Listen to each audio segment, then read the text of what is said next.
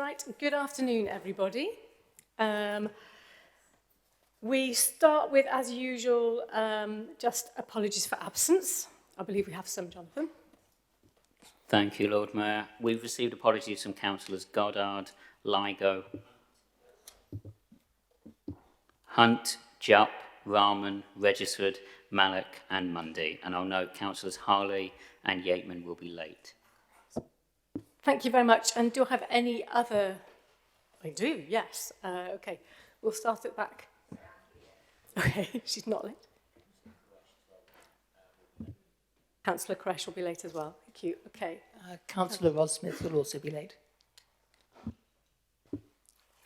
Thank you very much, everyone. Okay, duly noted. Do we have any declarations of interest? We do. Councillor Gant. Thank you, Lord Mayor. I would like to declare an interest in respect to my role in the County Council in respect of items 17A and 17D, and as advised by the monitoring officer, I will leave the chamber and take no part in those items. Okay, thank you very much, Councillor Gant. So we then move on to minutes of ordinary meetings of council that have been held. First of all, I need to ask for a seconder for those minutes. Thank you, Councillor Brown. So then I just need to check that everyone is happy to approve those minutes as a correct record. So first of all, the meeting on the 24th of March. Everyone happy? Great, thank you. And for the meeting on the 15th of May. Everyone happy with that? Yeah, thank you very much. Good. Next is item 4, appointment to committees. We've received no indications of those, so nothing to talk about there. So then we're on to item 5, announcements, which starts with me. So I get to tell you what an absolutely wonderful time I'm having being Lord Mayor. It really is, it's just full of joyful events. I mean, I get to welcome the guests we had from Bonn, from our twin city Bonn, and then I have been welcomed in Grenoble, where the East Oxford Community Choir were performing along with their sister choir in Grenoble. So that was great fun. I've met Mo Farah at Encenia, which was fabulous. I've got to open Headington Festival, go on a brisk walk with the Silver Joggers. I've been to concerts by the Oxfordshire Youth Orchestra and some of the primary school choirs. Been to a black tie dinner at Queen's College. I've been able to give medals to disabled cyclists, certificates to young people going through tracks, the programmes at tracks, and giving out prizes to celebrate all the amazing volunteers that we have in Oxford. I got treated to a wonderful rendition by the Guild of Guides here about all of the most scurrilous previous mayors. I've got a lot to live up to. I opened a sanctuary fair here and a networking event about refugees and migration up at Oxford Brookes University. One of the unexpected pleasures there was I got to have a tour of the engineering labs where there's a group of students who are making from scratch an F1 car. It's amazing. And then in the next door lab, there was somebody working on designing the material for artificial knees. So there's amazing things going on at our universities. I got to go and encourage the Deputy Lord Mayor swimming for Leon, another of our twin cities, at Hinksey Pool. I got to go in the back of a Chinook helicopter at RAF Benson when I went to learn about the role of cadets and reservists. And then finally this afternoon, I got to welcome approximately 100 Chinese school children, every one of which wanted an individual photograph with me. So that took a while. Anyway, so long story short, I'm thoroughly enjoying Lord Mayor, so thank you all very much indeed for giving me the opportunity to do that. Right, next, Deputy Lord Mayor, do you have anything you'd like to say? Nothing, except I hope I didn't embarrass you too much at the Leon Link event. Not too much. Good. Sheriff, any announcements? Well, I certainly can't match that, Lord Mayor, but I'm also enjoying my responsibilities, including turning up to an event in this chamber, which was booked at the last minute, so I didn't know what it was, only to walk into the town hall to be met by 500 school children, mostly in national dress, some of them dressed as cowboys, and to be greeted warmly by the organizer, who said, "Thank you so much for coming. You're on after the ambassador." I think I got away with it. But perhaps more seriously, I can report that the annual inspection of Port Meadow went ahead very successfully, ably led by Peter Smith, the chair of the Freeman, and my team maintained the honour of the sheriff's traditions by being soundly beaten at Aunt Sally, although we didn't entirely disgrace ourselves, did we, Chris? We did all right, yeah. Excellent, thank you. Leader of the Council, do you have any announcements? Thank you. Chief Exec? Finance Officer? No, lovely. In that case, I'd just like to invite the City Rector to say a few words. Thank you very much, Lord Mayor. As we know, speeches sometimes change history. Not always, but sometimes they do. And today is the anniversary of a speech given in Oxford in 1833 that changed history. And the speech giver, or the sermon giver, was a poet, the best-selling poet of the time in the 19th century, John Keble, who had then become a priest, and he gave a sermon wanting the nation to take itself seriously, wanting the nation to learn from the past and look to the future. Also, because of his point of view, wanting the church to do the same. He then intentionally drifted off to obscurity. One writer said of him, he was absolutely without ambition, with no care for the possession of power or influence, hating show and excitement, and distrustful of his own abilities. He disappeared to the countryside, but there were people of action who had heard his words, and they converted them into great things, which really did transform 19th century England and beyond. Preparing for the council meeting this evening, I knew I'd be among people who take our world, our nation, our city really seriously. And as this was the anniversary of John Keble's words, I thought I would commend him to us as an example, and we all continue to be grateful to the council for taking the city so seriously. Thank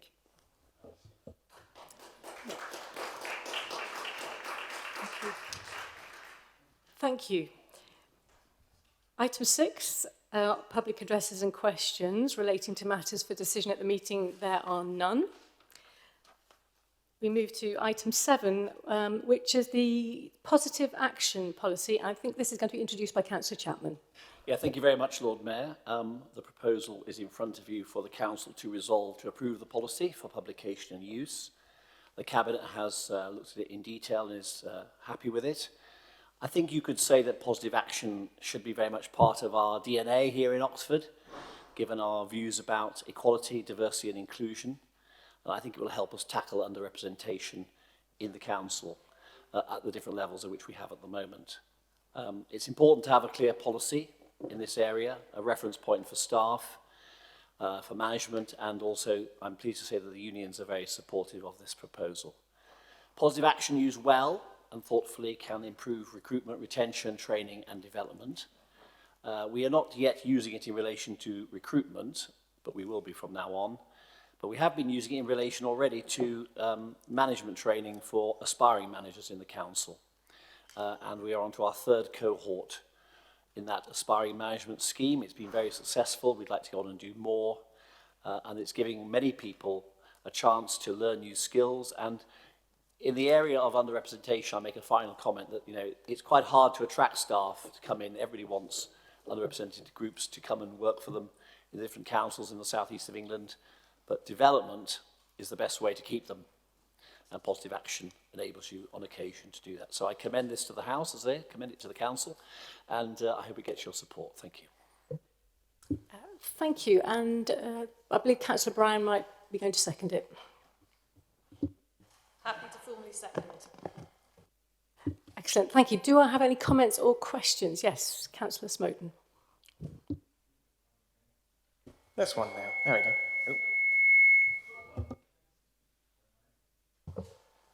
That one seems happier. Sorry, Lawrence. Oh, that's nice. Thank you, Lord Mayor. Sorry for the disruption. Can I ask, what will the council do to encourage representation of trans folks in view of the Equality Act ruling that means that particularly trans women will be regarded as men for more purposes than before, and where there doesn't seem to be government action to change that? That's a good question. I suppose I reply in the spirit in which I would reply about any underrepresented group who we wish to see working here in the council. That we will reach out. We will reach out in a specific and precise way as we can to encourage applications from that group, along with many others. And we will make sure that when we get applications, we treat them in a proper way, we treat them in a fair way. And where we have trans people working in the council already, we will encourage them, as we would all underrepresented groups, to take up greater areas of responsibility, and this policy will help us do that. Thank you. Any other questions? Yes, Councillor Jafari Marbini. More a comment, really, Lord Mayor. I'm really pleased to see the addition of the socio-economic duty, which was the recommendation of the Child Poverty Review Group, which I had the honour of chairing many moons ago. It's great to see that added to the list of criteria. And also it's great to see KPIs attached to it, because I think it's really important that we set ourselves targets for each of these that are monitored regularly, and it's really nice to see that added in as a KPI rather than an aspiration. So thank you. Thank you. Any other comments? None. In that case, I'd like to put it to the vote. Can I see all of those in favour of this policy?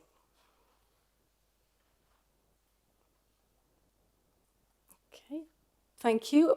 All of those against? And any abstentions? Okay. Thank you very much. So that is passed. We then move on to item 8, the adoption of the revised community infrastructure levy, which I believe Councillor Hollingsworth is going to introduce. Yes, it's a technical report. I've spoken at great length at various committees on this, so I don't wish to now. I'd recommend it for approval, please. Thank you. Do I have a seconder? Thank you, Councillor Arshad. Thank you.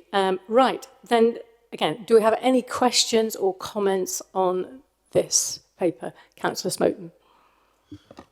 Thank you once again, Lord Mayor. Can the Cabinet member set out the rationale for youth class C1 hotels remaining on the lower SIL rate, thereby being treated differently to most businesses? The rationale for the, is that working? Yes. The rationale for the values for SIL, which are set out in page 71 in table 1, which is part of paragraph 6, is based on what is likely to be viable and therefore successful going through the public inquiry process.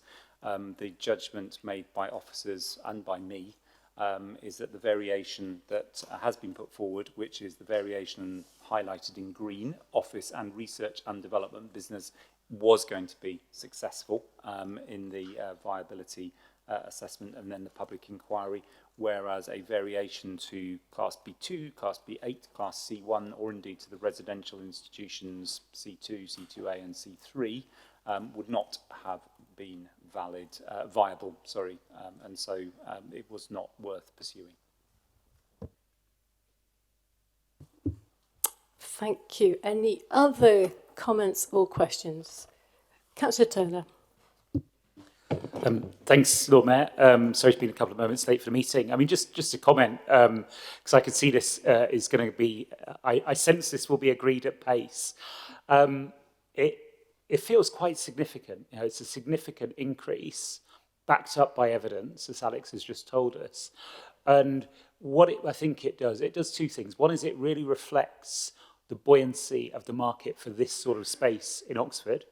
And that tells us a very positive thing about the nature of our city's economy. I saw the Minister, Patrick Vallance, was talking about that publicly the other day. Obviously, we have the Oxford-Cambridge Task Force. So, you know, it's good, hard evidence, if you like. If that wasn't the case, then it would have been agreed. But I think it says something positive about the opportunities. But it also says that where people come and they make use of those opportunities, they do need to make sure that they're contributing to the infrastructure that we need. And that feels really important. So I think, for example, when it comes to supporting the reopening of the Cowley branch line, which would be important to ensure that new jobs are sustainable, that people can go and work on public transport rather than needing to drive. That's going to be valuable. There'll no doubt be other infrastructure that we can bring forward as well. And so it will show that that development will also meet its responsibilities. So I think it's really welcome, really important. I must admit, when I first saw the recommendation, I thought, oh, this is ambitious. You know, this is ambitious. But I think the fact that we have got the backing is really, really good news. And so, yeah, I just wanted to welcome it. Thank you very much, Councillor Turner. Well, on that very positive note, can you all just check the recommendations that you're happy about adopting this charging schedule, you're approving the date that the tariffs will come in, and you're happy to delegate authority to the Director of Planning and Regulatory to make any necessary further minor changes? Are we all can I see all in favour of that? Thank you very much. I think that was unanimous. I'll just check. Anyone against? No abstentions? No. Right. Thank you. Okay, that is passed and adopted and will result in significant sums of money coming into the council. Okay, item number 9, appointment of independent persons. So this report, I think, I don't know if Councillor Pressel wants to introduce it. Yeah. Lord Mayor. Yes, we're invited to note the report, please. Thank you.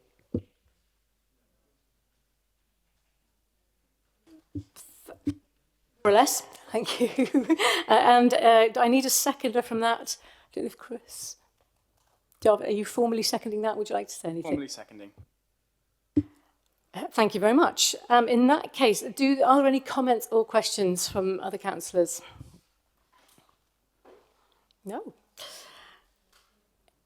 In that case, just putting it to the vote that you're resolving to authorise the monitoring officer to reappoint Chris Ballinger and Andrew Mills-Hicks and to appoint Eric Felton, Lois Lesmore, Ala Swali and Dr Bushra Almuna Yousaf as the council's independent persons for a 5-year term.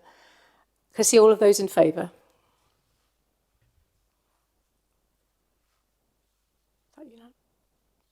Okay, thank you very much. Anybody against or wanting to abstain? No. Right, thank you very much. That is passed. Okay, so we're now on to item number 10. Urgent key decisions since March 2025. I believe Councillor Brown's going to introduce this. I move the report, Lord Mayor. Thank you. Would anybody like to comment on this report? Councillor Gant? Yes, I was just reminded of the meeting of this council at the end of January, where we had 3 urgent decisions coming before this council, and I remember making the point at that meeting that this was a large number and that the council should ordinarily expect its decisions to be taken in a way which enables full public scrutiny and oversight. And from my recollection of that meeting, that point was acknowledged. We have 3 more here. I can't quite, to be perfectly honest, see why any one of them could not have been taken according to timescales that would have allowed that oversight. So I would just like to make the point again that I think is what this council would expect and prefer to happen. Thank you, Councillor Gant. Do you want to respond, Councillor? Yeah, thank you, Lord Mayor. I mean, I take the point about not wishing to have too many decisions taken in this way, but actually I would argue that all of these decisions were ones that had to be taken with a certain degree of speed, and certainly in the case of LGR with a very quick turnaround, which meant that it was pretty impossible to do it in any other way. So I think the point stands. As I said, I agree with Councillor Gant that we should try and avoid using urgent decisions if it means not having planned decisions properly through the forward plan. There will, however, always be some urgent decisions. And I think one of the things that the Constitutional Review has done, and obviously we're going to come on to that in a little while, is to make sure that we have proper provision in the Constitution for urgent decisions to be made. Thank you. Councillor Turner. Yeah, maybe briefly, I'll try and add a bit of colour to what Susan just said, but in such a way that doesn't require us to go into confidential session. And then if Andrew wants to catch a word, I can add a bit more colour still. Also, could Catherine Miles sat to his right, who I know we've spoken about this, and Catherine has made the point as well about the fact we don't want to use this, we shouldn't use this when we don't have to. So in one case, in terms of partnerships, sometimes things happen at the last minute, things need to be done as a matter of urgency, and that isn't solely down to this council as part of a partnership. That you may sometimes be reliant on third parties to do things in a particular time frame. And in the case of property transactions, sometimes there will be a substantial financial benefit to the council if it is able to act expeditiously, and that may be factored into the structure of deals. I don't think I've said anything which is particularly breaches any confidences there, but I probably can't say a lot more, but really happy to discuss. It's not something we do lightly, and I think in each of these, I know I had a good conversation with officers saying, is there any way we can ... and go through normal process, because we are on the same page. Okay, thank you very much. If there are no more comments, can I just ask Council to note the report? Are you happy to note the report? Hands up, yes. No big objections? Great. Thank you very much. Report noted. So the next item is the Constitutional Review 2025, and I believe Councillor Brown is going to introduce this report. Yes, thank you, Lord Mayor. I find myself in the slightly odd position of introducing the Constitutional Review, which I didn't sit on. I would like to commend and thank the work of the Constitutional Review Party, who put together these constitutional amendments and are presenting them to Council. Every year we go through a sort of painful process of kind of examining the way we work and trying to improve it through constitutional review. And I think that the amendments that have been put forward serve that purpose. I understand that there is an amendment which is being circulated as we speak. Well, I say that, but it's not being circulated. It would be helpful if it was, thank you, which is being put forward by, I think, the Green Group, which I think just seeks to clarify a particular point. Personally, I'm supportive of it, so I will leave the Green Group to make clear their amendment, but other than that, I move the report. Thank you. I'm going to take a seconder on the report first, which is Councillor Smoten, I believe, and then we'll propose and second the amendment. Councillor Smoten. Formally second. Thank you. Okay, then to propose the amendment. Thank you, Lord Mayor, and thanks, echoing Councillor Brown's comments with regards to the inordinate amount of work that's gone into this from the members of the group and from the officers involved. So I just wanted to propose a very minor amendment which I think is in the spirit of what was intended in the text that's before you.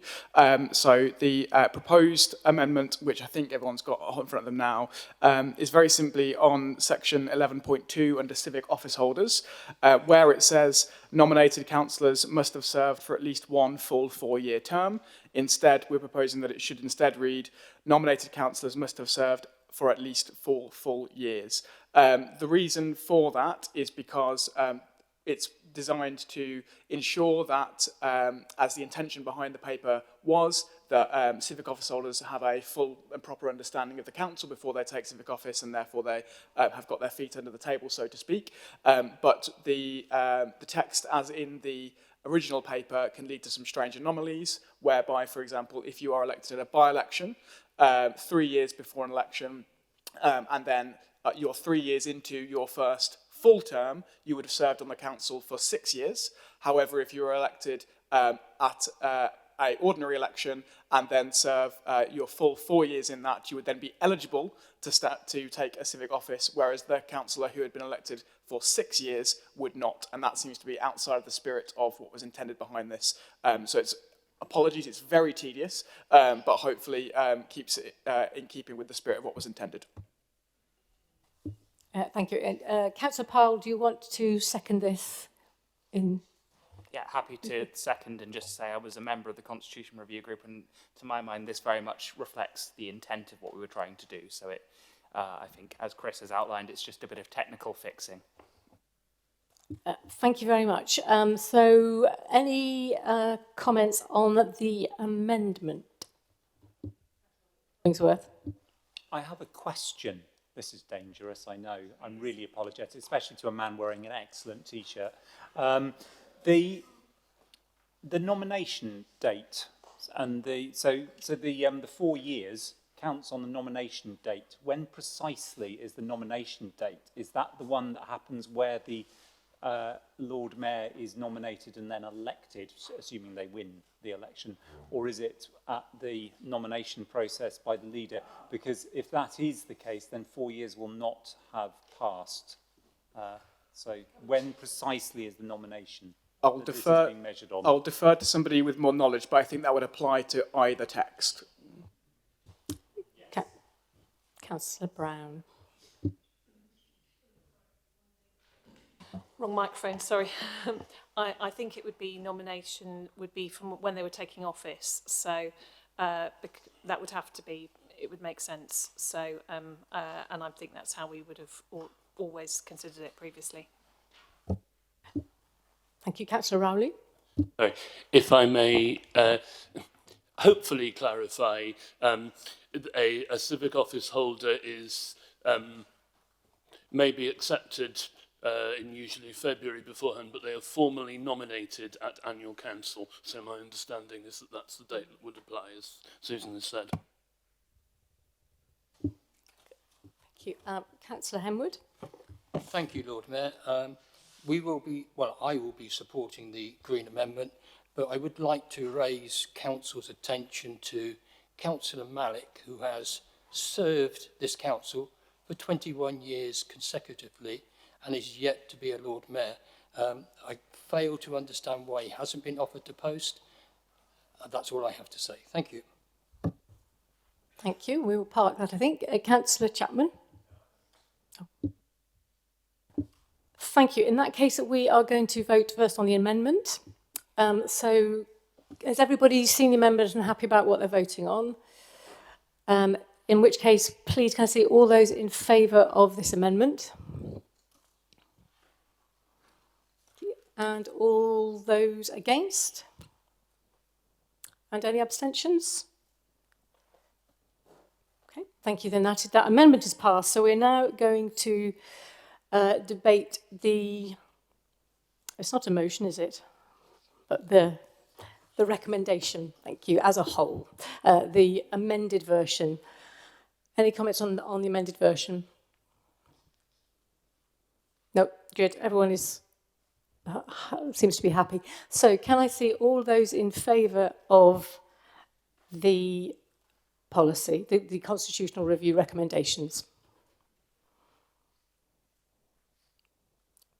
Thank you. And anyone against? And any abstentions? No. Excellent. Thank you. Then we confirm that the recommendations are agreed. Moving on to item 12, pay policy statement. Again, can I call on Councillor Chapman to introduce the report? Yeah, thank you very much. This is pretty straightforward. This pay policy statement is all about how we attract and retain staff. It's one facet of how we do that. And it deals in particular with the whole issue of increments, which are paid to staff, and also honoraria and allowances, and the right point at which that increment is paid. So it's quite a technical thing, really. It's not controversial. Staff unions and management are fully behind it. It's been agreed with, say, with the trades unions on the date in particular. And therefore, I ask for your support. Thank you. Thank you. And do we have a seconder for that? Thank you. Councillor Brown, formally, or would you like to say something? Formally. Thank you. So, any questions from members of the council? There being none, I will just put these recommendations to the vote. So, all those in favour?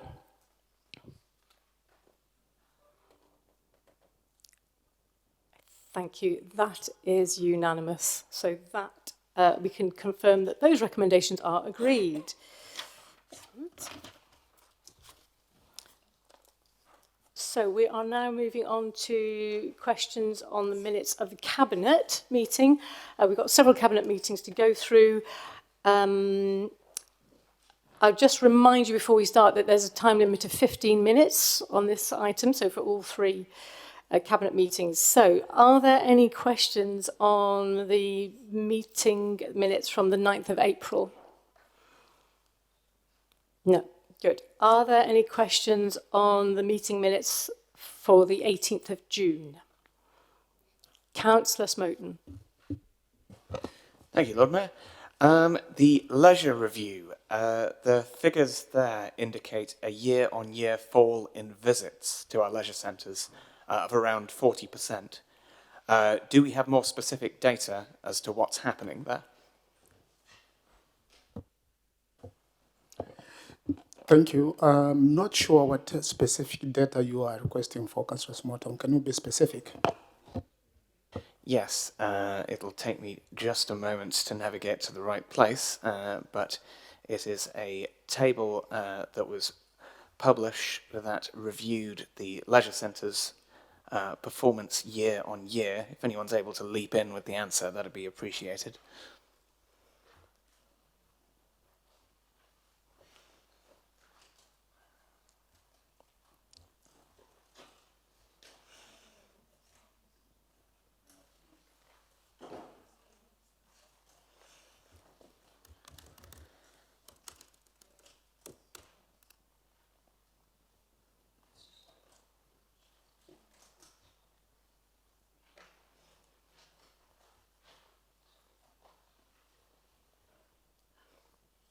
Councillor Mkongwe. Yes, if it's not in the minutes, then you can contact me out of this meeting, then I would come back to you if that would be helpful. Very well, I'll do that. Thank you. That sounds like a good solution. Any other questions on those minutes? Yes, please. It was just if, it was just if it might be helpful on this item. I believe this is the same figures we were discussing in scrutiny, and I think the issue was of the low confidence put in last year's figures. If it would be helpful, I believe that was the discussion we had in scrutiny on this same point. Oh, that makes sense, and we did actually discuss this at length in the scrutiny meeting. Basically, the first year is a base year, so next year we'll have more figures because we could have data to provide how we have performed from year one. I must admit that we didn't have good data or handover data from the previous provider. Hence, we didn't place more confidence in what they provided to us. Thank you. Thanks. Any more questions on the 18th of June meeting? Nope. We will move on then to the minutes from the 9th of July meeting. Any questions there? So, Councillor Morris. Thank you, Lord Mayor. My question pertains to item 27 about the walkable city motion and producing a walkable map for Oxford. I was disappointed by the reasons given for not creating a walkable city map for Oxford, particularly because the motion itself, which we debated and voted for, specifically noted that there were areas of joint responsibility and sole responsibility for the City Council. And none of the alternative maps that were provided in the short report by the Director of Economy, Regeneration and Sustainability identified some of those key issues that we discussed and debated around public infrastructure. So given these omissions, I'm wondering and the reason given that there was no budget allocated for this purpose, whether Cabinet would reconsider the allocation of funding to support this motion in full at the next budget allocation. I think that would be a decision for the next budget process, really, and not certainly for me to make any sort of commitment to that now. Quite frankly, I think that budget decisions need to be taken in the round as part of the budget process, and they're certainly not made in motions. Thank you, Councillor Relton. Any other? Yeah, Councillor Smoten.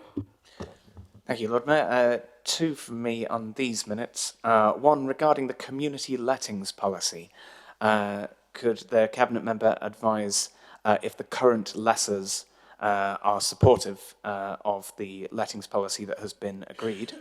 And secondly, regarding the homelessness prevention grant, I note there is mention there that there is a significant chance that that would fall a great deal. Has there been any progress in persuading central government to avoid that consequence befalling us? Councillor Turner. Thanks, Sonia. Yeah, Linda, I'm guessing you want to pick up the homelessness prevention grant. Yeah, so but on the first one, I imagine there'll be a range of reactions from organisations, and if the councillor has a look at the confidential appendix to the report, he'll get a sense of it. But the truth is, this is just something we really do need to do to get our own house in order in terms of the community lettings policy. Clearly, for some organisations, for every organisation, actually, it will often be easier to have a discounted rent than a rent which is set transparently, and where then there's a need to apply for grant funding. That isn't fair on other organisations. And again, if we were to ask organisations, we really shouldn't just be asking those that do benefit, but also other organisations in the same space. And that, I suppose, is the logic really of the report, that we need to treat everyone, all organisations in the round, rather than giving bespoke arrangements in terms of rents without rhyme or reason. And I'd also say, of course, that 2 of these community centres don't actually exist yet. They're being built, so it was the right time to take stock and try and work this through. So I hope that provides a bit of reassurance. Thank you, Lord Mayor. If I may, I'd just add as well that the new policy will only apply to new leases. So tenants that have a lease at the moment, we won't be applying this new formula to recalculate their rent. On the homelessness prevention grant, yes, we have made some progress in that we've learnt that the changes will be phased in, and there will be some mitigations in response to the representations that we've made about the proposed formula not reflecting the need for the grant here in Oxford. Thank you both. Any more? Nope. Then I think that's the end of that. We're just inviting comments on that. So we're now moving on to questions on notice. We will be starting with questions to Councillor Brown. There were 2. So the first one, well, both were from Councillor Powell. Do you have any supplementaries? Yes, please, Lord Mayor. I thank the leader for her response on SB1, and I share her desire to ensure that all citizens in our city are treated with dignity and respect. I, of course, understand that as a public body, the Council must ensure it delivers its services in accordance with the law. Will she confirm that once the EHRC Code of Practice is published, consideration will be given to the need not to force trans people into using amenities that do not reflect their lived gender as a part of any change that this authority may make in response to that Code of Practice? Thanks, Councillor Powell. I mean, I would certainly hope so, absolutely. We are awaiting, as you say, the guidance, but we want to make sure that everybody is treated with respect. Any supplementary for the second one? No, thank you. Thank you. Okay, turning to Councillor Turner. First question, Councillor Smoten, do you have a follow-up? No supplementary. Thanks. Councillor Miles for the next 3. Do you have any supplementaries? Yeah, so just on the first one, which was around this amount owed to the back from the council to the residents from council tax, it shows that it's over like 4 million this in 2024, for instance. And I realise that there's kind of a staggering, presumably, of the amount that is owed back over time. How long typically does it take to reduce this amount to less than £500,000? Because is it that it's a kind of a uniform amount of time that it's taking for residents to be reclaiming the amount back from the city? The reason I say this is that it's quite 2024, for instance, is over 4 million. 2023 is 2.1 million. But then, if you go back 10 years, it's significantly less. So there's a standard pattern over time, or has this become a bigger problem more recently that people are not reclaiming the tax that's owed to them? Thank you. So occasionally the sound was a little bit difficult, but I think I got that. So I mean, a couple of things, and then I'm happy to pick this up offline with the councillor and with officers if Catherine wants to continue the conversation. But you can see that, it's not a surprise that when you look at our historic council tax monies that are owed, more of it's from last year and the year before, more of that from the year before, and so on and so forth. My strong sense is that a chunk of this was driven by the pandemic period, when, of course, people were under particular pressure at times, and so that's there. Also, I think this has to be read as well in the context of our collection policies. We do collect monies that are owed to us in accordance with our corporate debt policy, but we also have some safeguards in there to make sure that we do treat people fairly, they have access to the right sort of advice, and so on. I think if Catherine's interested in a bit more about the sort of profile of the debt owing, we'll need to get that information from officers. Maybe it was just, I'm not sure what else I can usefully say on the spot, Catherine, but really happy to pick it up. On the other question, if I may, so this is the question ET4, which is around the environmental health team budget and team size. And what's notable there is a significant reduction in budget over time for this sort of wider area. But I'm particularly interested and note the reduction in the private sector safety team capacity from 9 to 4 FTEs, and just wondered whether that is just in part because of budget reduction, or whether there are other issues there that mean that this is less of a priority and is reduced. Therefore, you've reduced the number of people focused on that area. Thank you.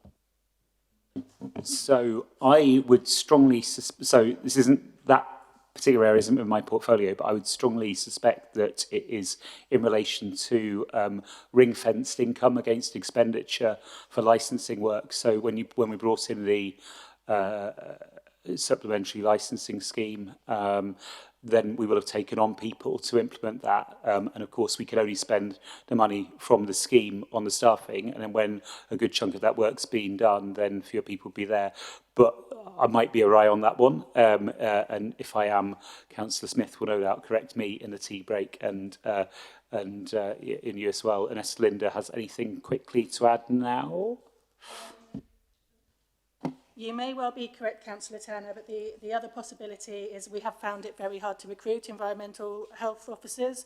It's a nationwide problem, so the team has been under capacity in the last few years, but I'm pleased to say that just recently we have recruited 3 new environmental health officers, so we are building the team back up. Thank you. Okay, question ET5. Councillor Smith, do you have a supplementary?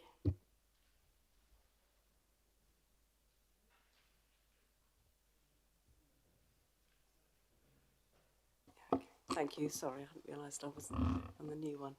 Thank you for your reply, Councillor Turner. Although you haven't mentioned specifically that you can't make a decision on how the new funds should be spent, would you at least give support for the suggestion of having some more playground space within the city?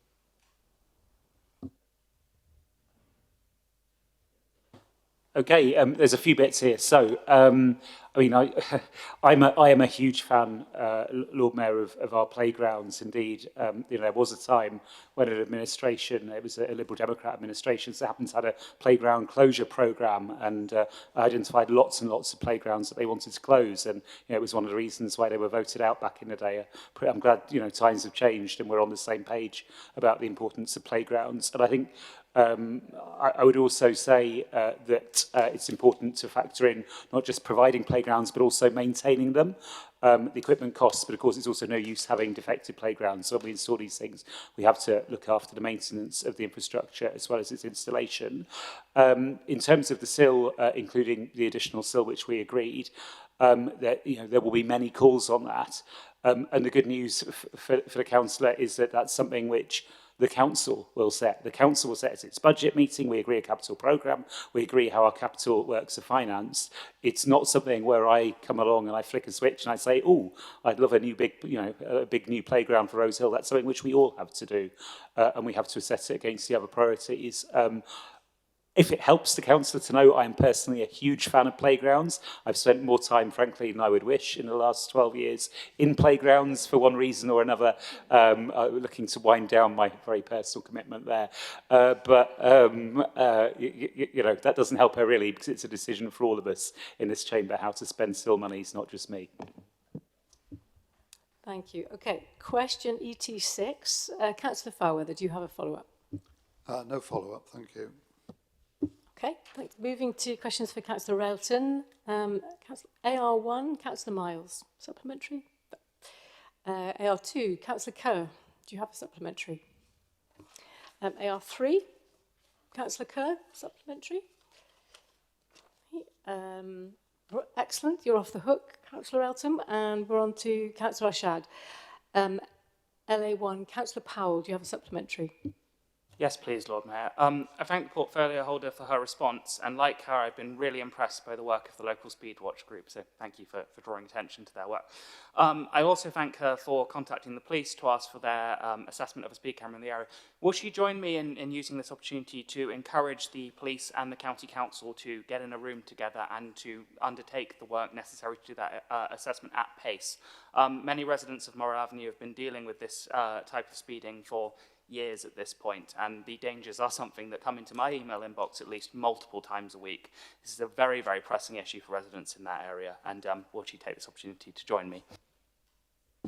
Thank you very much. I think it's important to say that the police are the first point of contact for this process, so the issues in terms of doing an assessment.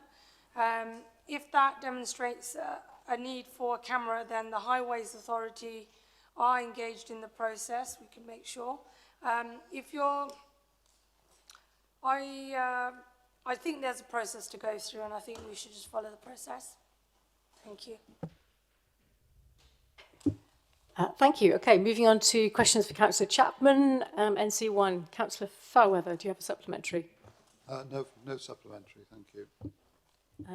NC2, Councillor Muddiman, do you have a supplementary? Yes. Yes, please, Lord Mayor, thank you. I'm really disappointed to hear that the council continues to use glyphosate despite its negative impact on microbial activity, insects, pollinators, aquatic life due to runoff, and the long-term consequences for all our ecosystems. But in particular, your answer says residents are warned about its use in advance. But given my inbox, I know that many residents have contacted me to complain that they were not warned. So I wanted to ask if you'd agreed to review the warning process, as it doesn't seem to be working properly.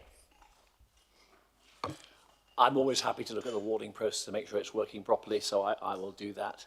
Well, I think we have to be realistic. We can't send around individual letters to everybody in a particular street, whatever. It's mainly signage that goes up in a sort of eco-friendly way, really, and then people see that and then they know that it's going to take place. I mean, I have to challenge your generic description of this glyphosate weed killer. I mean, you know, if it did all the things you say it did, then why is it that the Health and Safety Executive, the World Health Organization, the European Union, the United States government and the British government all licensed it and have done so for many years, and have actually, in the case of the EU, extended the license of it for a further number of years till 2033. So I just think we need to be really careful in our campaigning efforts to differentiate between its use in the city, in the way I describe, and its use in, let's say, parts of North America in relation to prairie farming and things like wheat production and all of that, which has a different story, and it's not something we're doing inside the city. So I think we need to be very careful about making generic observations about the risks to human beings of this particular weed killer. Thank you. Thank you. Okay. Question NC3, Councillor Robinson, do you have a follow-up? No, thanks. Okay, moving on to questions for Councillor Hollingsworth. AH1, Councillor Smoten, do you have a supplementary? Thank you, Lord Mayor. Does the Cabinet member recognise the Museum Development Trust's message that the year's budget for the museum is unlikely to be sufficient, that a combination of the revenue targets or cost-cutting targets are not likely to be attainable this year? And if you do recognise that, then what do you intend to do about it? The targets in question were set by this council as part of the budget. They were not set on the trustees, and as I explained in my answer, the trusts do not run the museum and are not responsible for its funding. Obviously, they are challenging targets, as a whole load of decisions made in this council, in fact, pretty much every local government council government budget in the country, and so obviously we'll be watching very closely to see how we get on. The intention obviously is to meet those, because if we are unable to meet them, then that will be a cost which will have to be met from somewhere else. Thank you. And AH2, Councillor Smoten, do you have a supplementary? No supplementary on that one, please. Thank you. AH3, Councillor Gant, do you have a supplementary? Yes, please. Firstly, thank you for a very full and informative answer. Just to say, I do fully recognise, of course, the process for setting up an organisation of this kind. And while the decision does not directly sit with the City Council, it certainly wouldn't happen without the involvement of the City Council in organising the ballot and so on. So would I be right in inferring from the answer and the action that this council is taking that the Cabinet thinks this is potentially a good idea for Oxford?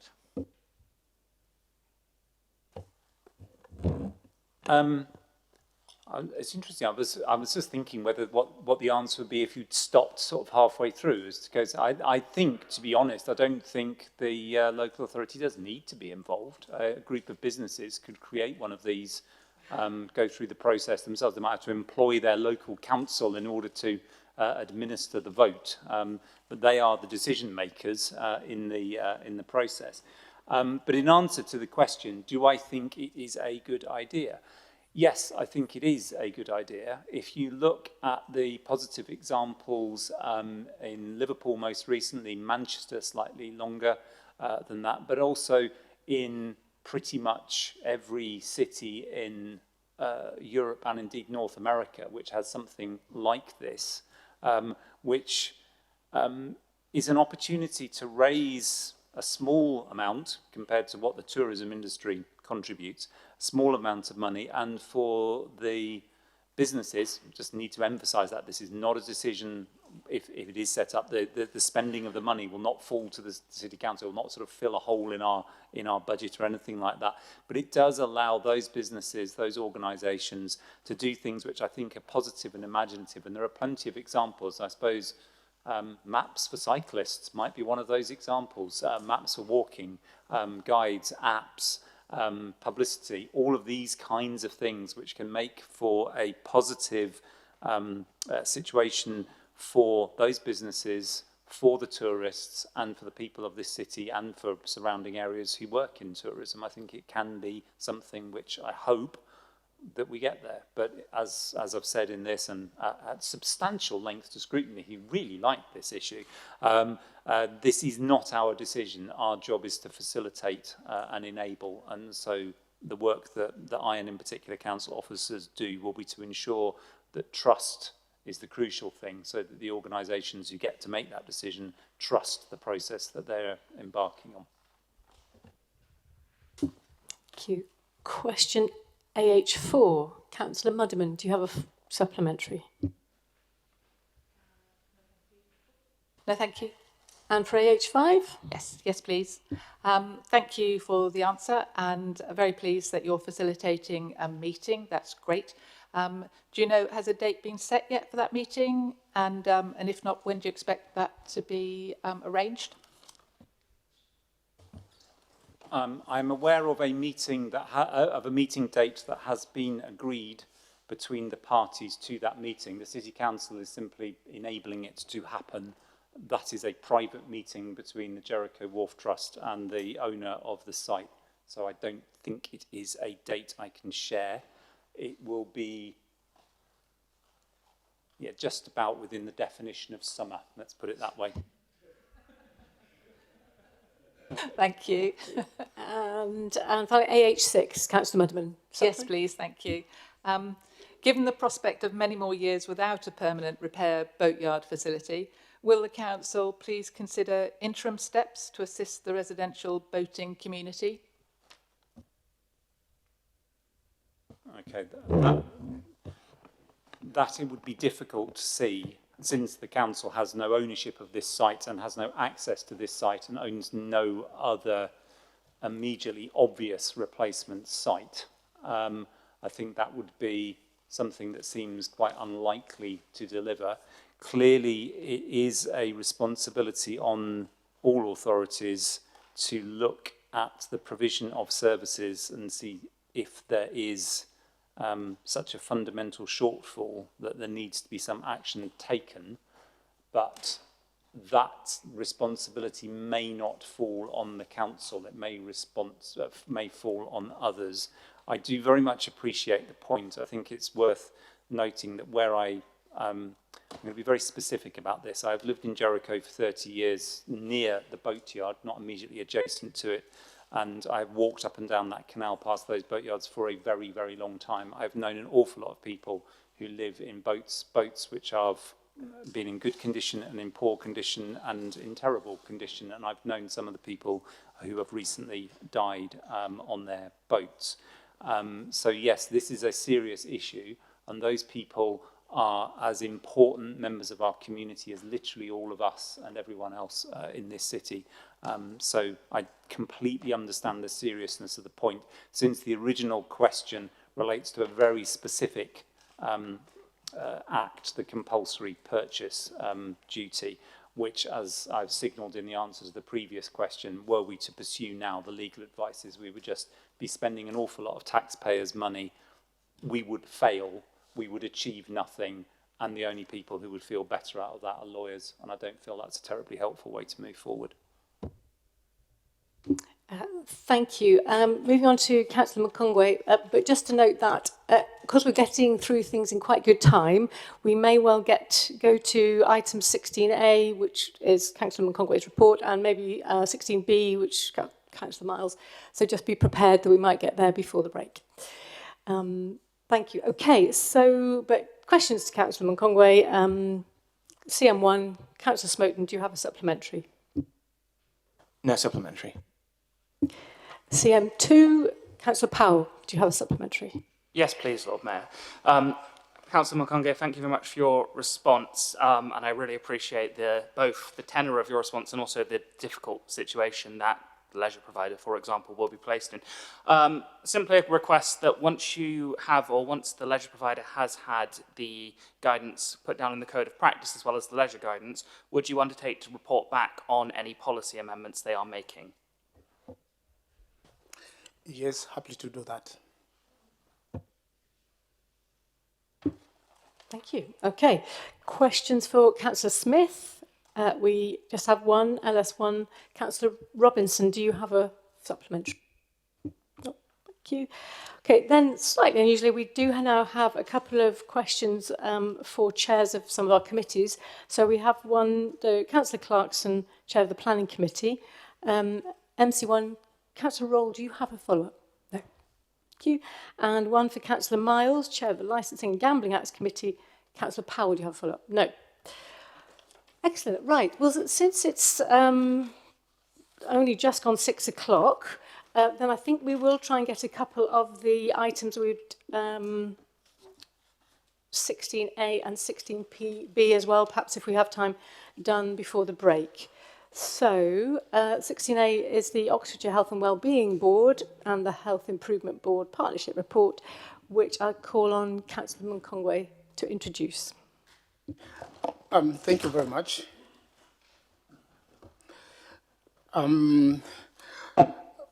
Very excited, humbled, honored to present this report because this is what I was appointed to lead on. The difficulties when my leader appointed me to this role, so I was trying to understand 3 years ago what it meant, and she clearly, more and more explained what it is. As you can see in the report, what the City Council actually is doing to contribute to the health and well-being of our residents. Just to summarize, you might see a very title cabinet role of myself, but my initial and important responsibility is to tackle health inequality in Oxford, and the work that our City Council do actually contribute to that work. It's a partnership, very difficult to deal with. As you know, your Lord Mayor, I took this from you, very complicated system that I just come to learn 3 years in my my role. Most of the things in the report are self-explanatory, and we just want the members to know what you're doing and to note the report. One thing that comes out, and this has been talked, and we are all proud, the partnership we are doing with the County Council of the Youth Hub. It will be open soon. I think that is quite interesting, and it will go a lot to help our young people. Also, all the good work I can single out, the work we'll be doing on the Black History Month, for example, and good food, all stuff in there. So I move the report. Thank you. Thank you very much. Do we have any questions on that report? Yes, Councillor Jafari Marbini. Thank you for the report. One of the biggest questions coming up is really about how there will be scrutiny of health and well-being aspects of local government, considering that HOSC is now soon won't be any longer. And I don't know whether you've seen the national government reports on this. There was one released very recently that talked about actually organisations such as Health Watch nationally actually disappearing. So I wondered if you had any ideas how the Health and Wellbeing Board is going to tackle the aspect of the independent scrutiny of health and wellbeing plans across Oxfordshire, and how they're going to make presentations to, if they are going to make any presentations to national government around this issue, because I'm sure we will all agree that independent scrutiny is absolutely crucial, but it does feel like that independent scrutiny is being watered down somewhat. Thank you very much, Osni. That's quite important point and reflection. What I'll do, as you know, I'm the board member for Health and Wellbeing, and also on the Health Improvement Board. In the next meeting, I'll do actually present the case. A lot of things are going as you have alluded to, but happy to discuss with you after the meeting so that I can get clearly your points and present it on the our next meetings. Thank you. Thank you. Any other questions about the report? Councillor Robinson.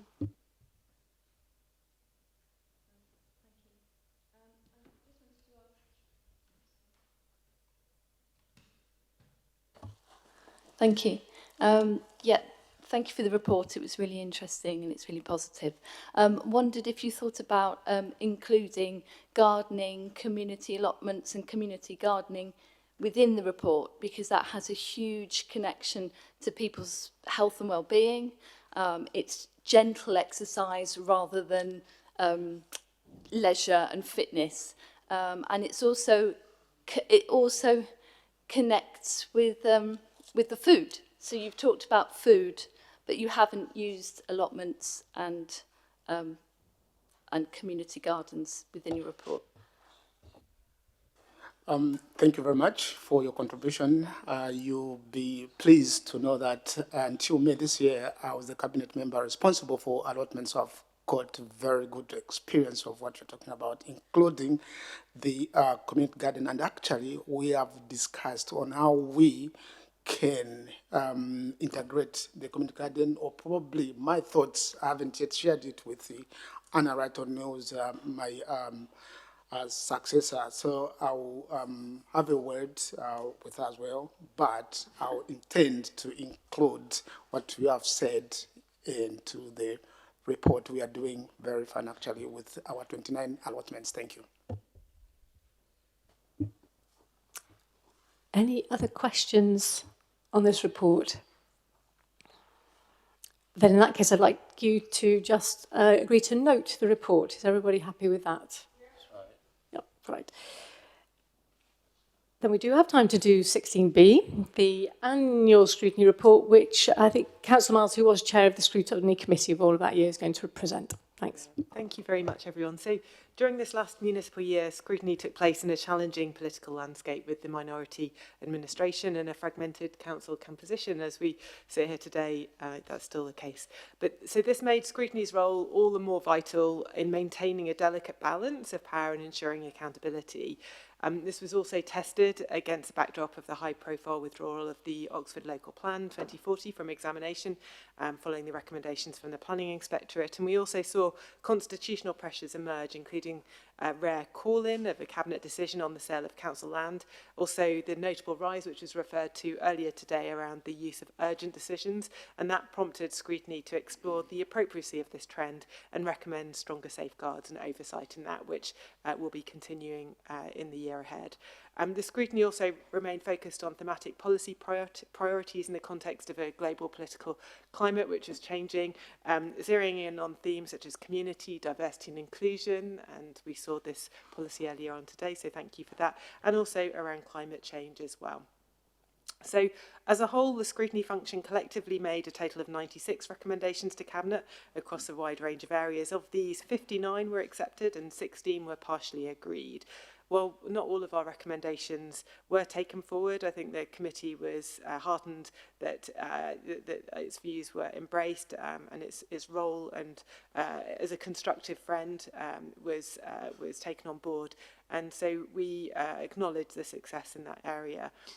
Beyond this, I just want to say that despite political differences, I think we've really united around our shared values in support of the council goals, particularly around inclusive communities and driving forward the net zero ambition. So I'm grateful for all the work that everyone has put in over the last year on this. And as I hand over the reins to my capable colleague and successor, I just want to thank all the officers, committee members and cabinet members for all the time and evenings that you've put in, particularly to make scrutiny happen for the benefit of the city and our residents. So thank you. And thank you, Councillor Miles, as well. Do we have any questions from members of council on the scrutiny report?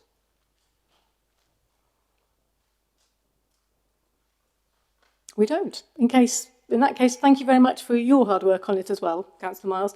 And can I just check everyone in council is happy to note the report? Yeah. Thank you. In that case, I think we do have time to go on to 16C, if Councillor Powell is up for doing that now. Yeah, great. So I call on Councillor Powell to introduce the report, the Scrutiny Committee Update Report. Thank you very much, Lord Mayor. And I have a tough act to follow in Councillor Miles, as I have had in chairing the committee. So this is a Scrutiny Update Report covering the period from the 13th of March to the 11th of July. The committee met for the first time in the 25-26 municipal year on the 10th of June, met in quite difficult circumstances during the period of IT outage, which was an interesting baptism of fire comes to mind. But we managed to get through that, and we were able to agree operating principles for the year, as well as agreeing to the establishment of 3 standing working groups, these having broadly the same remit as the previous scrutiny panels. Therefore, we have the focus areas of finance and performance, housing and homelessness, and climate and environment. We also reconstituted the budget review group with a focus on examination of the council's annual budget for 26-27. And in addition to this, we agreed to formalise the operating principles and recommended to council that these were amalgamated into the constitution, which we all approved at item 11, which means that in future years the operating principles of scrutiny are now a part of the constitution. To give a bit of a summary of activities, since the last full council meeting, the committee has met on 3 occasions. These were the 26th of March, the 10th of June and the 1st of July. There have also been 2 panel meetings and a housing and homelessness working group meeting during that period. In that time, we've made 19 recommendations in relation to a wide range of topics. This includes the Leisure and Investment Programme, the Oxford Local Plan 2042 consultation, the Homelessness and Rough Sleeping Strategy, and as Councillor Hollingsworth has already alluded, we also had an extremely insightful and extended discussion of tourism in Oxford and the proposal for around the possible introduction of an ABID by Oxford businesses. Of the 19 recommendations we made, 12 were agreed and 5 partially agreed, and you can find further details on all of these appended to the report. So, yeah, basically, I think I'll leave it there. Thank you very much. Thank you. Right, any questions from members?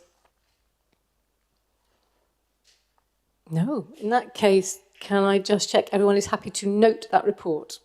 Right. Yep. Grand. In that case, we have 45 minutes to go and get something to eat. If you can all be back here at 7 o'clock, ready for the public addresses.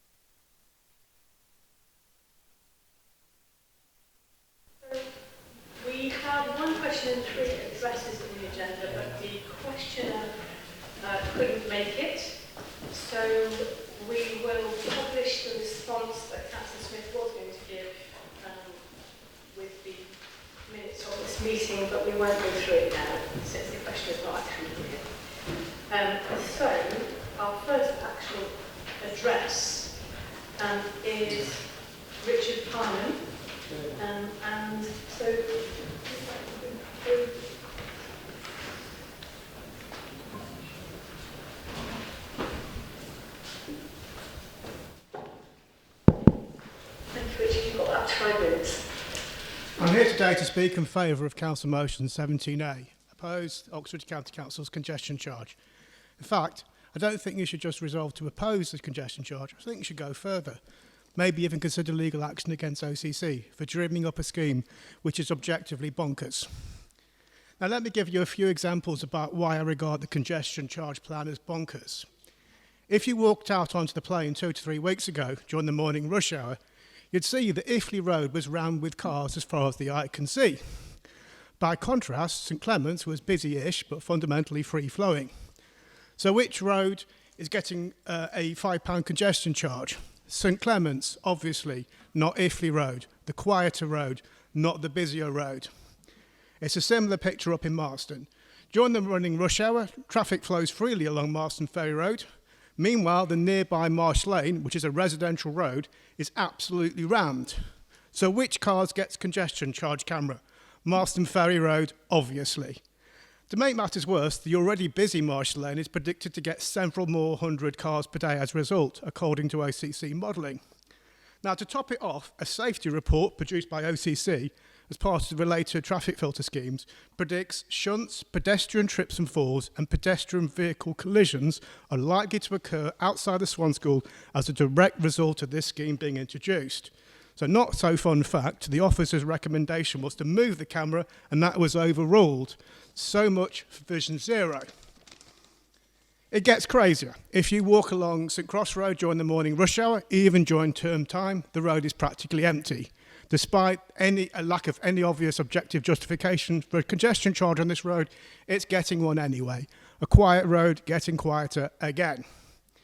If displaced traffic from the non-residential St Cross and Marston Ferry roads ripples out to cause extra congestion and pollution at the top of the already busy Woodstock and Banbury roads, then bad luck to those who live there. The University District gets ever cleaner air. Residents in the outer suburbs don't, across both North and East Oxford. How very Gown versus Town. This, then, is the insanity of a transport policy which is willfully blind to the evidence staring everyone in the face. Now, imagine an alternative reality where facts drive policy. This is my day job.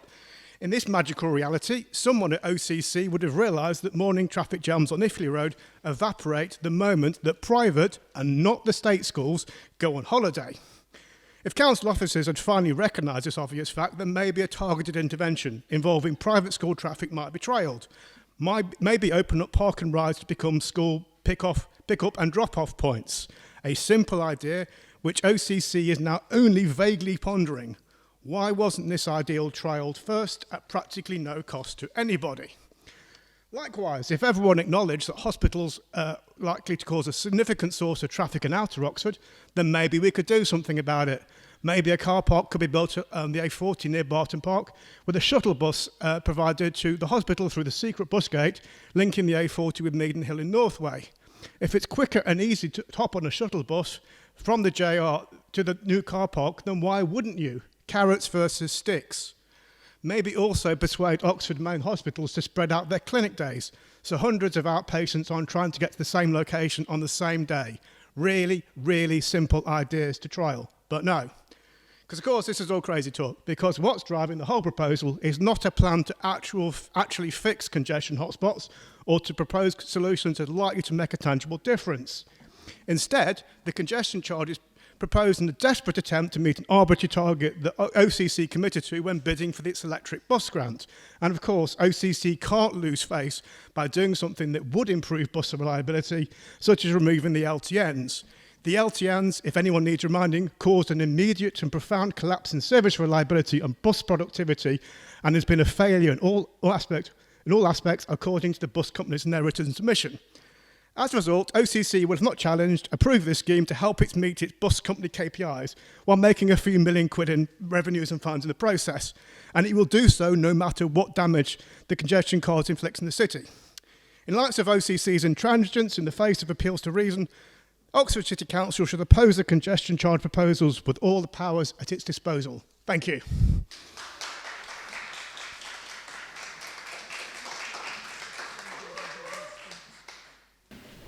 Thank you very much, Mr. Barnum. Okay, I believe we have a response from Councillor Brown.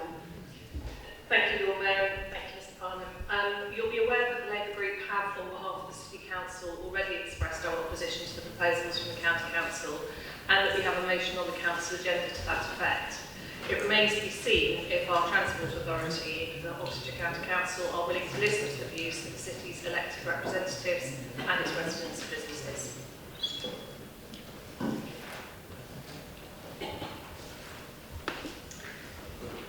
Thank you, Councillor Brown. Right, then we have a second address from Jack Abraham.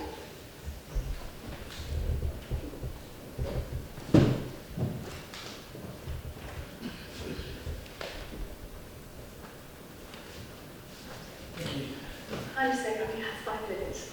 Thank you. Thank you, councillors, for giving me, on behalf of the Smartphone Free Childhood campaign, the time to speak with you today.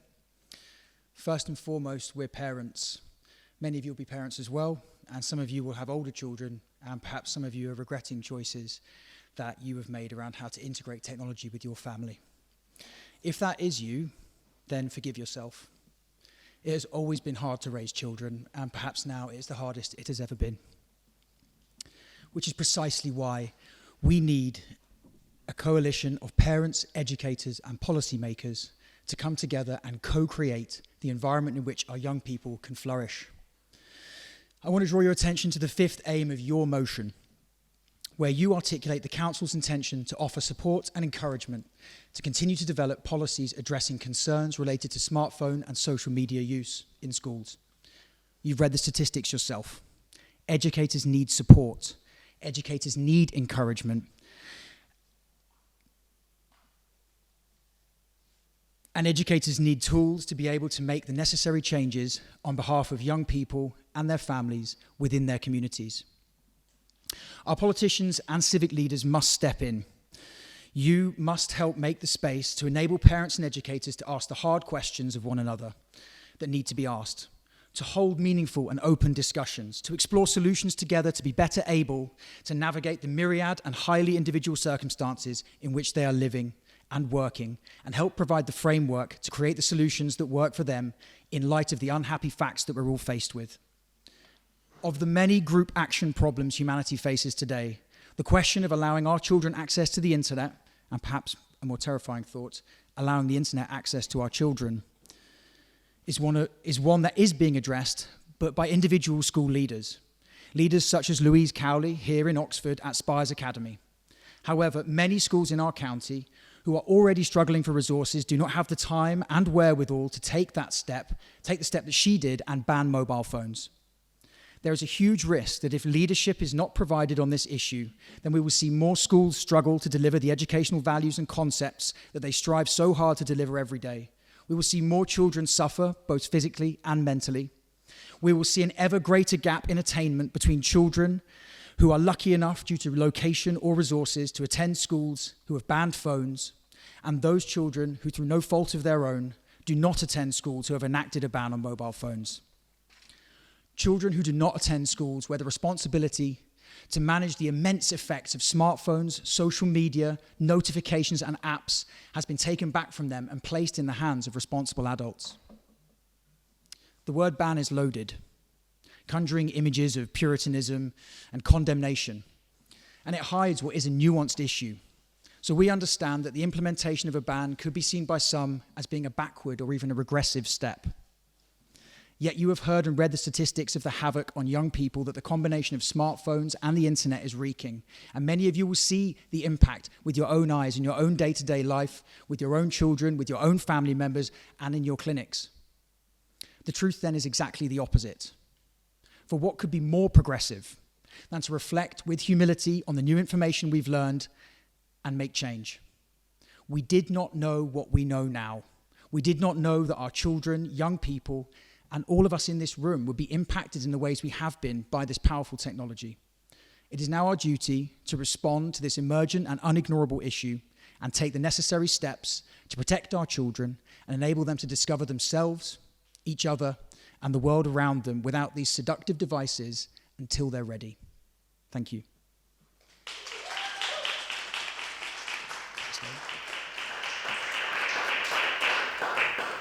Thank you very much, Mr. Edward. I think the Leader of the Council is going to respond. Thank you very much for your address.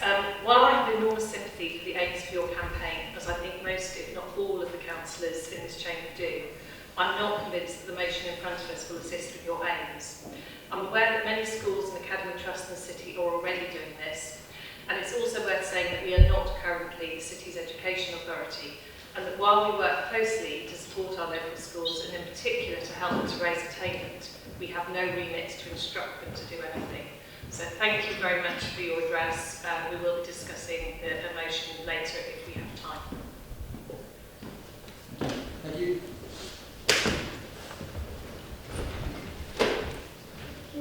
Right, and then we have our final address from Cathy Beth.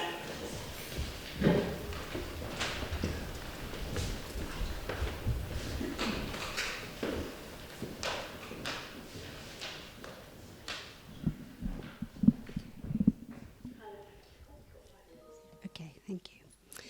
The last time we spoke, we explained that we wanted to challenge your decision to appropriate Bertie Park on the grounds that our recreation ground is obviously still required for the purpose for which it was held immediately before the appropriation.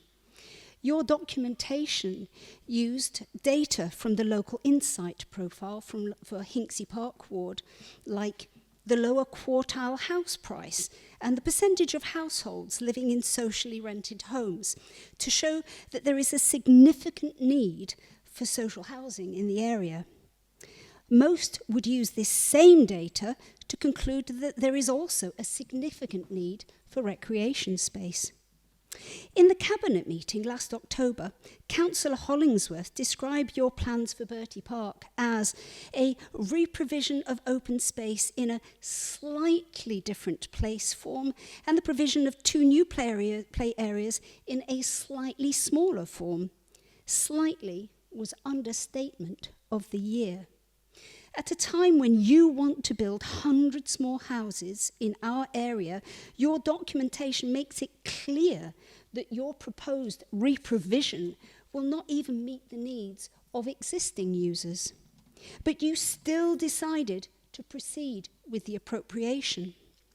Our lawyers advised us that we could not argue that this was wrong. We had to argue that no rational person would make this decision. Yet here we have a Labour council who argues in the face of your own research and policies and national policies that areas that need social housing don't also need proper recreation grounds. So our lawyers advised us to wait and challenge any award of planning permission. Well, it is nearly 2 years since the Environment Agency first objected to your plans for Bertie Park. In October 2023, Councillor Upton told us that you were considering amendments to respond to the concerns expressed by the Environment Agency, and that any such amended plans would be reconsulted on ahead of any report to Planning Committee. After 4 more letters from the Environment Agency, little has changed. One of their biggest objections is to a massive bridge that the Environment Agency say is entirely inappropriate within the landscape and threatens the area's ecological functionality and ultimately value. They also say it increases the risk of flooding both on-site and elsewhere. You hold that this bridge is compensation for the significant downgrading of our recreation space because it improves access to the land behind Whiteham Street. We would just like to point out that some years ago, OCC installed bars at the entrance to the current bridge in response to complaints it received about joyriding. You now want to spend who knows how much money building a bridge to improve access to a 250-metre footpath stroke racetrack on land that the police say is not suitable for unaccompanied children. If the EA object to your bridge, we don't think it makes much sense either. So, would the council be able to tell us, 1, whether you intend to meet all of the EA's objections or to refer the application to the Secretary of State for Housing? 2, whether you intend to hold a second consultation? If so, when? 3, because you have told us time and time again that all of your proposals for replacement recreational facilities are only indicative. Do you intend to clarify what your intentions really are before you apply for planning permission? And please, in responding to this, please don't tell us that the site has been on the plan for 20 years because, while this is true, the plans which you consulted on complied with both local and national policies. Your current proposals do not.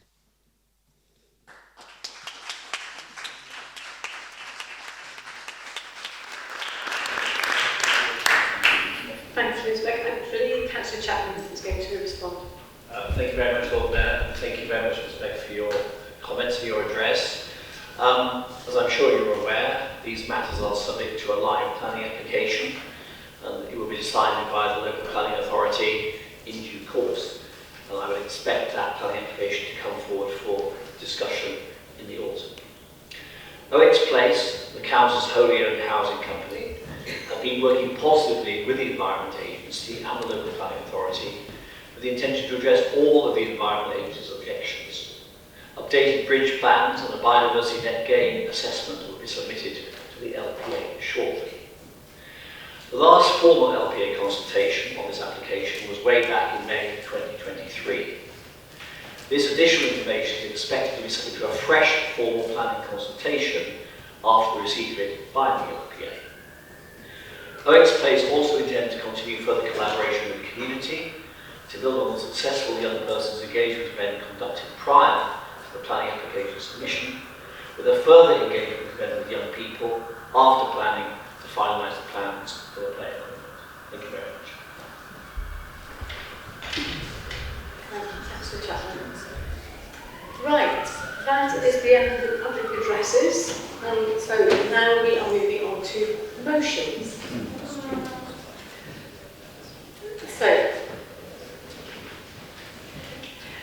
So I think we go straight into the first motion, and I call on Councillor Taylor to introduce the motion.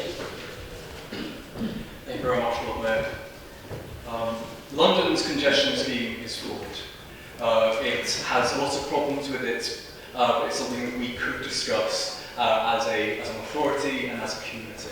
The big flaw that I will get into, and a lot of my fellow Labour councillors will get into, is that it is unequitable. I grew up in London. Wherever I took the tube or the train into the city centre, we would always see cars going through, and those cars would always be Ferraris, Lamborghinis, and they look to be from residents from more wealthy areas. So the main problem with the congestion charge is that it is unequitable in London.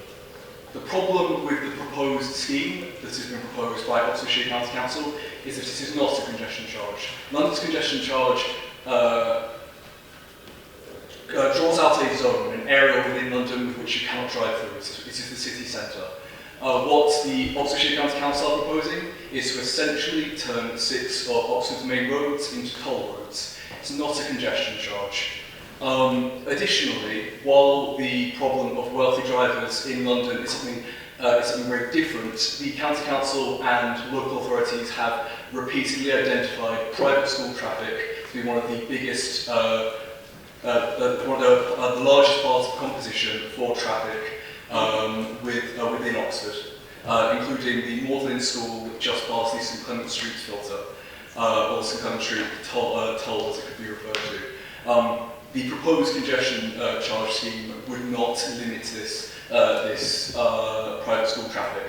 The parents who are driving to the private schools are going to be the people who could afford to pay the congestion charge tolls. The people that will be punched down on by the congestion charge and the tolls will be people in the estates, will be people in poorer areas. Yeah. It's a scheme that seems specifically drawn up to aid the wealthy while punching down at the poor.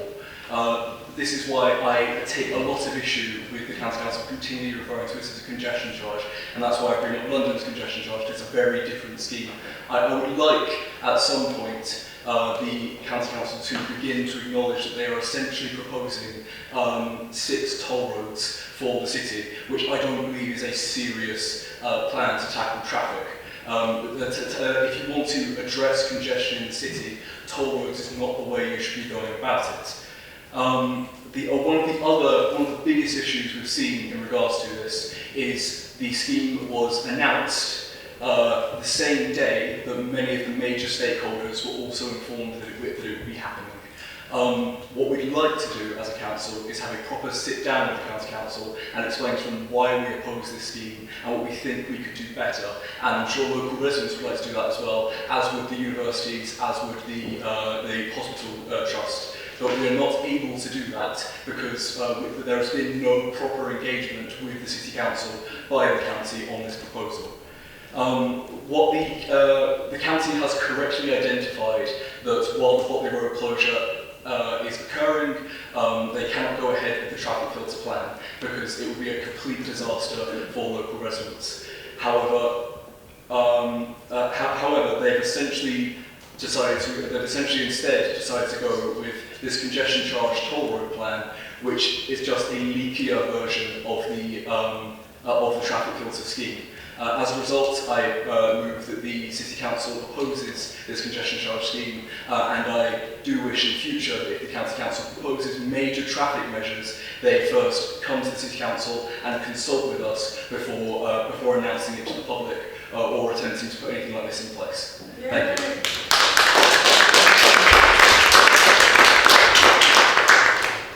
Thank you. Okay, and secondly, Councillor Kay.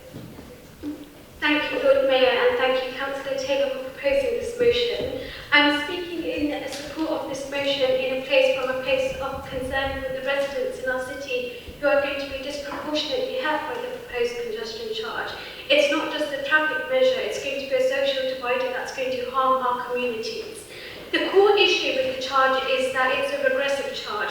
It places additional financial burdens on the people who are already struggling with the cost of living crisis and are just about able to live dignified lives as it is. Oxford is the second most unequal city in the UK. 10 of our neighbourhoods are considered to be among the 20 most deprived areas in the UK. These neighbourhoods include, but are not limited to, the Lees, Rosehill, Littlemore and Barton. In these neighbourhoods, car ownership is between just over 63% and just under 75%. For many residents, their modest cars are a lifeline for them, especially those who have large families, those who have caring responsibilities in any capacity, or those who have to travel far or through complex routes to get to work. They don't have the luxury to be able to absorb yet another bill, and this charge is going to penalise them for simply trying to live their lives. The system for the permits and payments is online, which is a cause of concern for residents who are elderly, those who have learning difficulties, or those who don't have digital access. Discrimination can sometimes be presented through a website that's hard to navigate or a helpline that's unhelpful. There was a county council briefing in which they mentioned that there's a possibility that there's going to be phone helplines for payments, but a number of issues had arose in that briefing that this county council hadn't considered, such as no phone lines being available over the weekend, but then if you don't pay by midnight, you're fined, and that's before Monday morning phone lines open again. Wealthy residents will simply pay the charge and carry on. This policy isn't going to change their behaviour, but it is going to trap low-income households. That is not a sustainable or an ethical solution.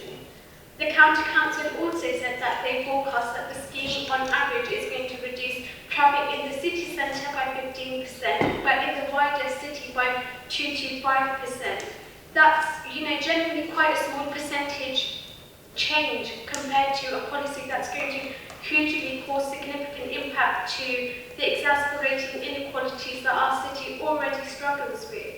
We need policies that are fair, accessible and effective for everyone, not just those who can afford to pay them and comply. Thank you.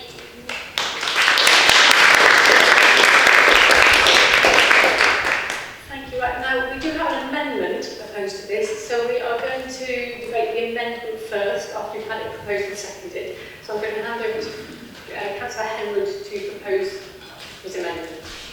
Thank you, firstly, congratulations on your first speech. I think you did an excellent job. Thank you for pointing out that this is not a congestion charge. Clearly, if there was congestion evident in Cross Street, in other areas of the city, that would be the case. Congestion, however, is isolated to the St Clement's area and the Plain. And there are other ways of mitigating that congestion in that area. As many of you will know, the IOA believe that removing the outer-in scheme in that area would mitigate congestion in that zone. Coming back to this motion, we fully support this motion. We believe it's a right motion to floor. What we've tried to do in our amendment is support the Labour motion by suggesting possible outcomes that would happen should this motion fail and the Liberal Democrat scheme on the County Council were passed. These are the actions that could happen and actually would make congestion worse in the city. Thank you for your time, Lord Mayor and members. Thank you. Councillor Spares, I think, do you want to speak now to second it or at the end of the debate on the amendments? Later. Okay. Right. then in that case, to debate the amendment, I did have a couple of hands, but were you, Councillor Smith, you were there for later. Anybody want to speak to the amendment? Councillor Smith. Thank you, Lord Mayor. I wanted to challenge the IOA councillors about the sort of the background and the motivation here. And the reason for that is because I noticed that last week the group Synergy Network, they published a video and it was entitled The Original Conception of, all caps, the Climate Scam.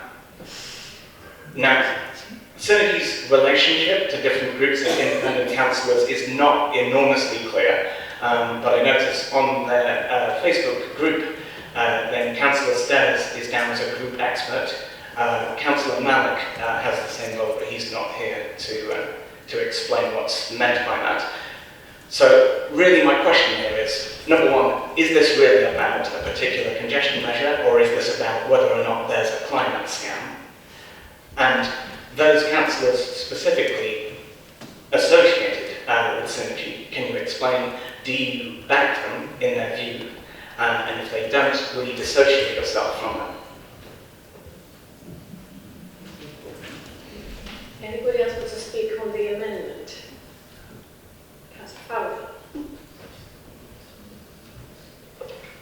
I have to say, I think it would be an amazing surprise to people who drive regularly in Banbury Road and Woodstock Road to say that they were not congested, or even Marston Ferry Road at peak times. I've lived in Summertown for over 40 years, and I'm amazed by the description of Marston Ferry Road as free-flowing. It might be in the middle of the day, but even 40 years ago at peak times, there were huge queues of mainly cars in both directions, and it's only got much worse. Please do not support this amendment. Councillor Riley. Thank you, Lord Mayor. Oh, is that? Oh, sorry. So, better? I'm echoing. I'll back away from the microphone. Sorry. My issue with this amendment is essentially one that's been touched on by Councillor Fowler, even though I'm on the opposite side of the debate to him.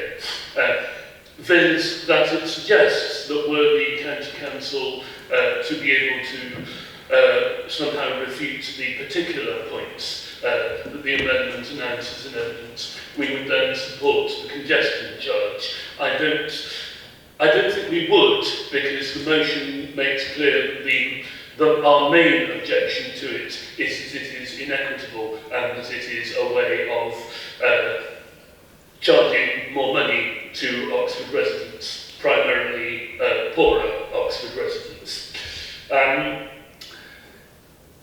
When the colleagues were speaking, I thought about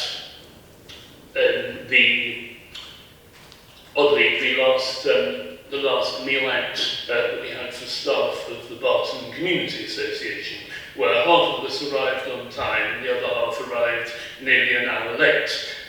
The ones who arrived on time were the ones who walked, like me, or cycled, or a couple who came in their private cars. The ones who arrived nearly an hour late were the older and a couple of disabled members of the committee. The County Council's traffic policy is not working for people who are less mobile or are disadvantaged in our city. I absolutely support encouraging active travel, and I want to see our council and the county council working together to increase cycling and walking as much as possible. But I do not believe that this should be done at the expense of people who can't use methods of active travel, and I don't think it should be done at the expense of people who live in areas of deprivation like Barton. And I am afraid, I think the County Council's policy agenda as it currently ultimately is doing it at the expense of those people, and that is primarily why I was to support the motion. Thank you. Anybody else on the amendment before I ask Councillor Spares to second it? No, okay. Oh, sorry. I'm not sure which parts of the amendment as in I'm not sure where the evidence of the amendment comes from. So I haven't had a chance to look at your evidence if you provided it. But I wasn't that sure that Councillor Smoton's questions about motivations was that relevant to discussion. And I guess that's the point I'm trying to raise. I'm not really sure that it added much to the discussion around whether people are vaguely associated with some group or not. I'm not really sure that it added much to the discussion. Thank you. Okay, I'm going to hand that back to Councillor Spares. Well, I'd just like to say that it's really refreshing that finally to hear Labour are actually listening to residents and speaking out against traffic measures that have actually destroyed lives in the city. So well done. Thank you. Okay, thank you. So at that point, I think we now have to vote on the amendment. Do I have a right to reply to the amendment or no? Not to the amendment. Okay, that's fine. No. Okay, so in terms of the amendment, can I see all those in favour of that amendment?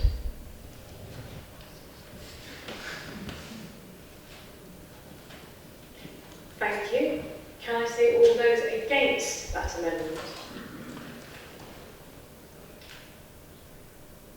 Thank you. And any abstentions? No abstention. Thank you. Okay, in that case, that amendment falls. So we're now going to debate the unamended original motion. So I had Councillor Smith. Thank you. I'm speaking on behalf of the hundreds of residents I've spoken to in Blackbird Leys who are outraged that the Lib Dem administration at County Hall are planning to foist an unwanted, harebrained, money-grabbing traffic scheme on our city, which will cause misery and hardship for ordinary hard-working people trying to go about their everyday business. The scheme which will do next to nothing for the environment as it seeks to shift congestion away from the city centre and onto the already busy ring road and closer to the homes of many people, including those living on our larger council estates like Blackbird Leys. 100 passes a year for city residents is not enough for the people I speak to, worried about being forced to choose between paying the £5 toll or an extended journey, driving miles extra around the city to get to their jobs just to earn a living, or to take children to childcare or activities, or to call in on elderly relatives, or many other journeys which people may have to take by car.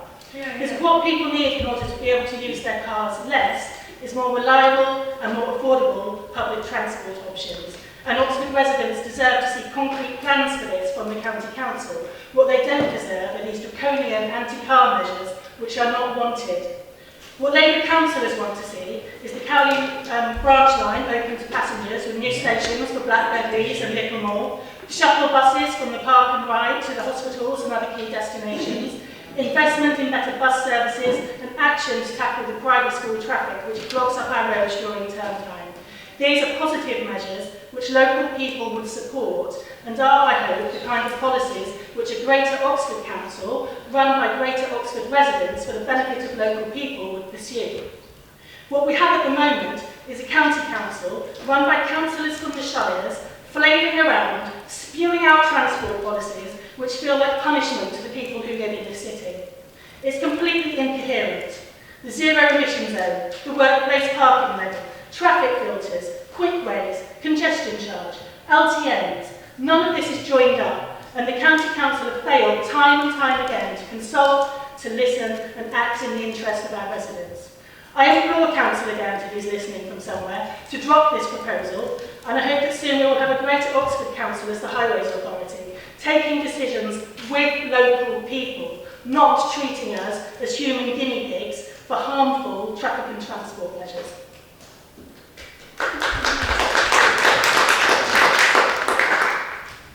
Councillor Jafari-Nabini, we decided that you spoke only on the amendment and the kind of point of order earlier, so you're entitled to speak in that case. Thank you.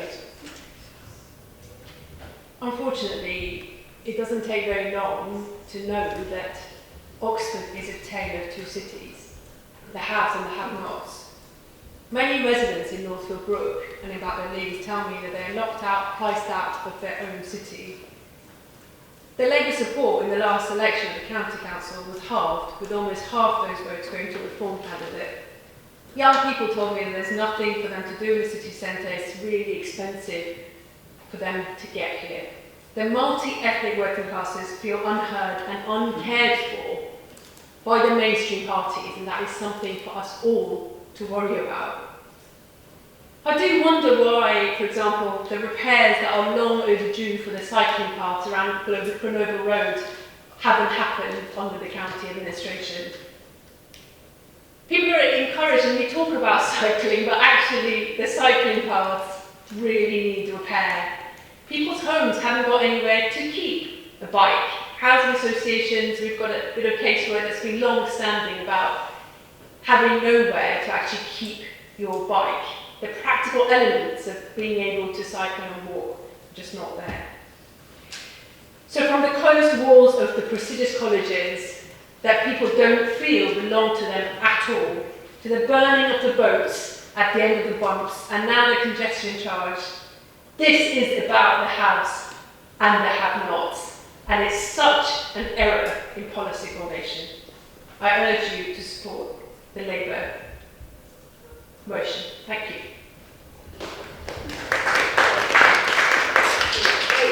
Councillor Tino. Yeah, I do see better public transport and better cycle infrastructure as a key to tackling congestion in the city. But that's my primary objection.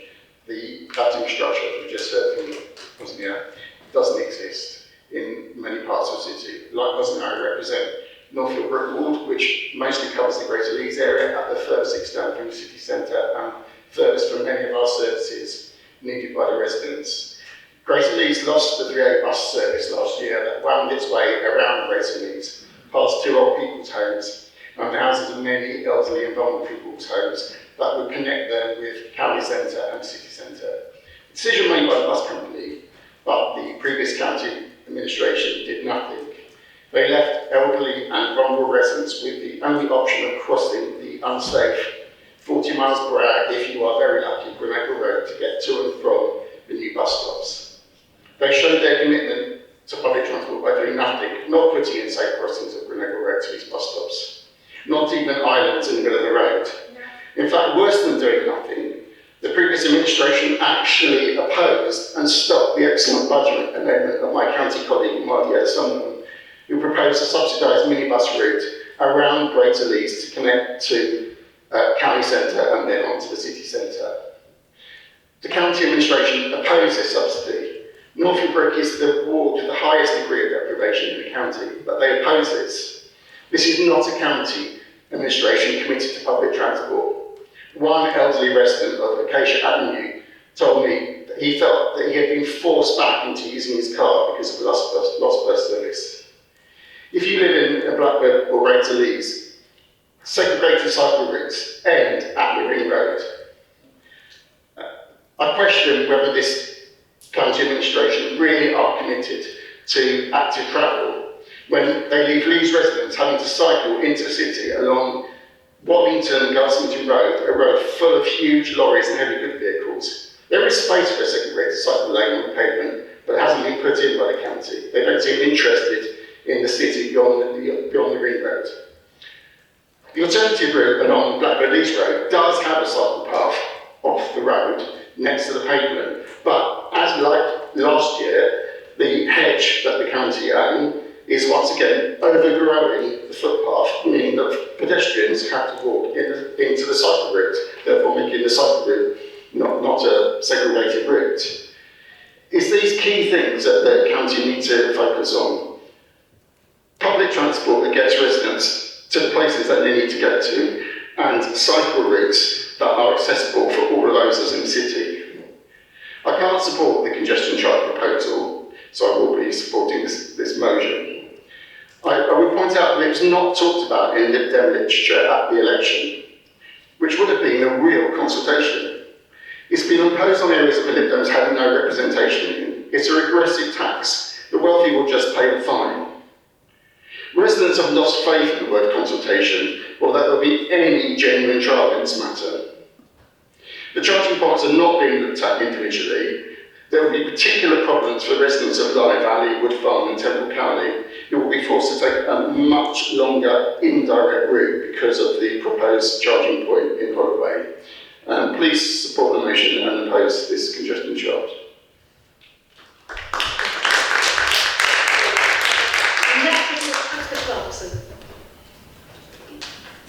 Thank you, Lord Mayor. I'll start just by clarifying a couple of points.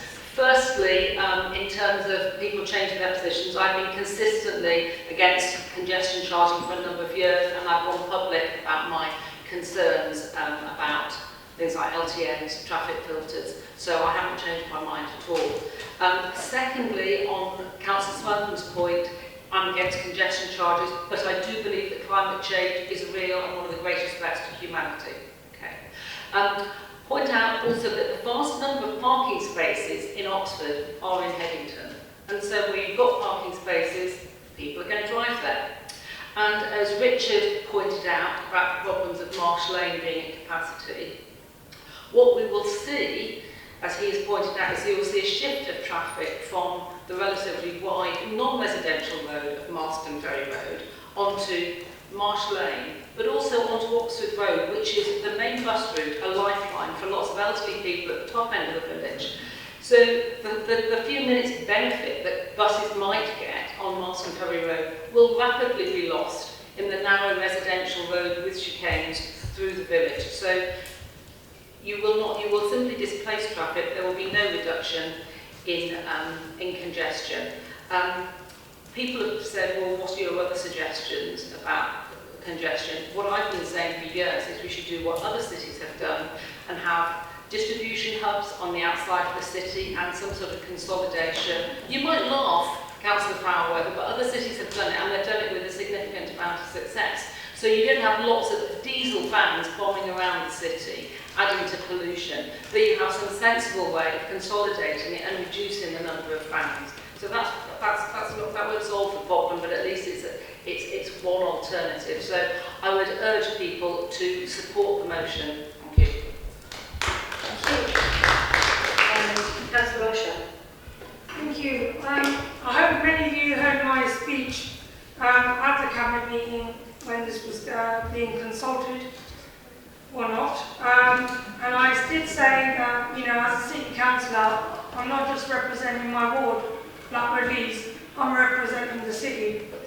And all those voices across Oxford who feel that they are not being heard, they are being overcharged, and they're being pushed aside. The so-called temporary congestion charge is not just poor policy, it's really bad timing. During the cost of living crisis, asking people to pay £5 a charge a day to drive through their own city is simply wrong. We're told that this will improve buses and cut traffic, but people remember how temporary schemes like the LTNs became permanent with little engagement and broken trust. Like my co-councillor, Councillor Ortino said, this is a regressive tax that hits our lowest paid workers the hardest. Many of the outskirts of Oxford, where public transport is patchy and safe cycle routes are lacking, have no choice but to drive. And permanents are not fixing it. These are complex and alternatives do not exist. I urge you guys, please reconsider. Thank you. Next one is Councillor Swinburne. Thank you very much, Lord Mayor. A quote from November 22 to start off. The biggest problem is too many cars. Those were the wise words of Councillor Liz Brickhouse, leader of the County Labour Group, in preparing to vote in favour of traffic filters at that time. She was right then, and she has not become less right with the passage of time. Oxford's traffic problem is not complicated. We have narrow streets, the number of cars grows year after year after year, and traffic jams of cars suppress bus usage. We all know that if everybody driving moved onto the bus, that would be better, less emissions, less congestion, but it only makes sense if people do it together, if there's a motive to drive less. We have an opportunity to make the bus a first-class citizen, for the bus to be the best option for those able to ride, leaving the roads more available for those who don't have that option. As a city, do we or do we not back our buses? Looking at the motivation in front of us, it seems that Labour has given up. The traffic filter scheme bends over backwards to accommodate drivers. There are wholesale exemptions for disabled drivers, for business vehicles, for SEND transport, for carers. The list goes on. Oxford residents get 100 days free every year. It is even possible to get practically everywhere in the city without passing a filter. None of these things are true of the London congestion charge. It is a fundamentally different scheme built for a different city. All they've got in common is that once one's 100 free days are used up, it is possible to pay £5 a day. £5 that one can avoid by driving around, and £5 that will be reinvested in transport. £5 for lower fares, or even free park and ride. £5 for new and improved bus services. Which one of these is this council proposing to oppose? There are some who object that money is involved here. Yes, a daily charge is easier for some than for others. But to those people I say, first, if there is no money raised, then we cannot fund reduced bus fares or new bus services. A scheme that raised no money would be all stick and precious little carrot. Second, remember that people on low incomes are the least likely to own a car at all. Those are the people that rely on the bus, and they will suffer the most if we fail to back our buses today. Finally, if that truly is the obstacle here, then why not speak up for discounting based on income?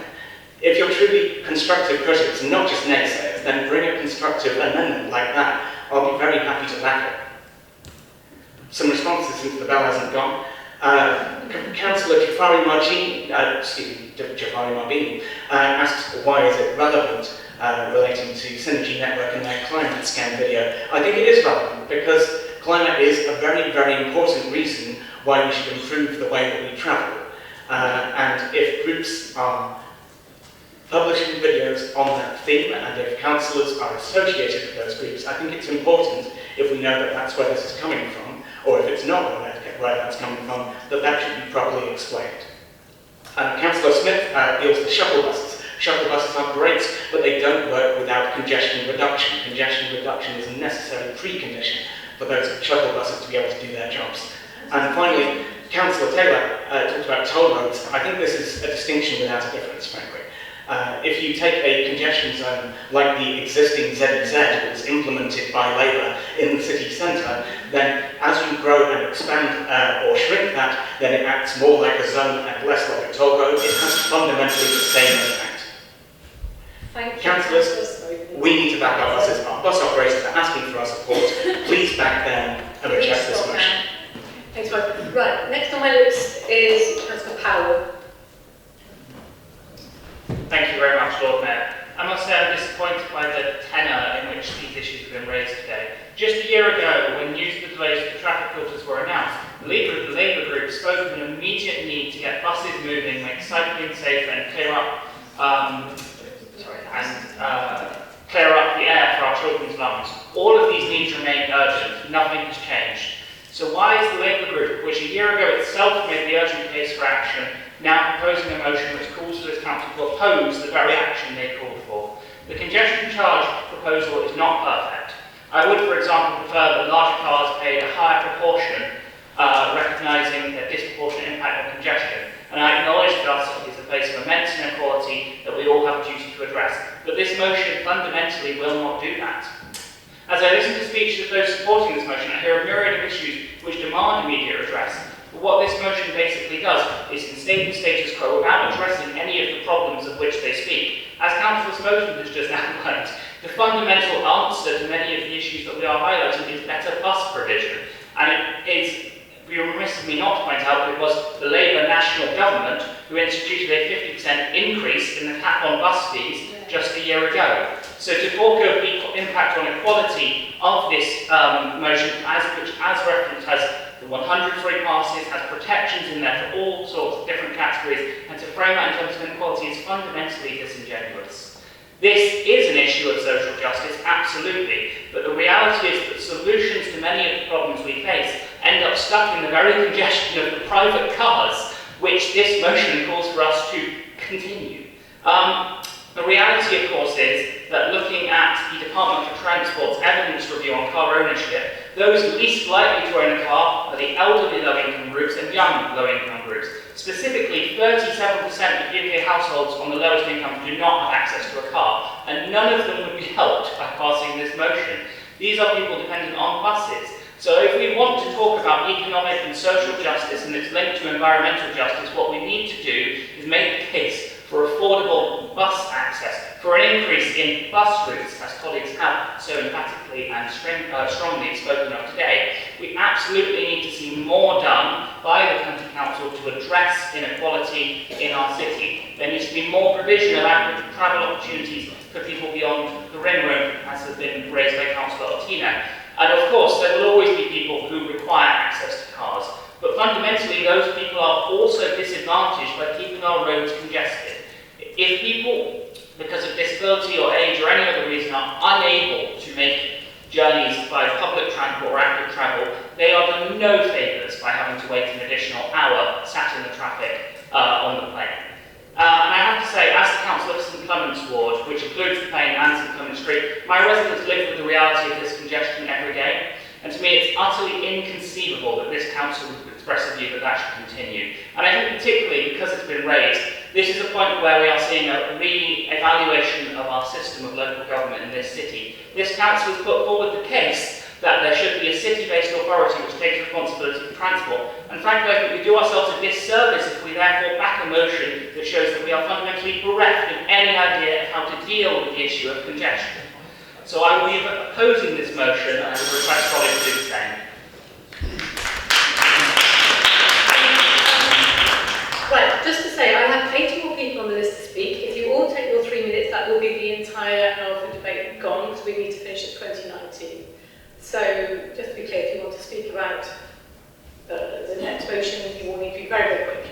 Right, the next person on my list is Catherine Lyons. Thank you. So, you talked a lot about fairness, and I want a fair deal for residents as well, but congestion is slowing down our buses and the movement of people around our city at certain times of day.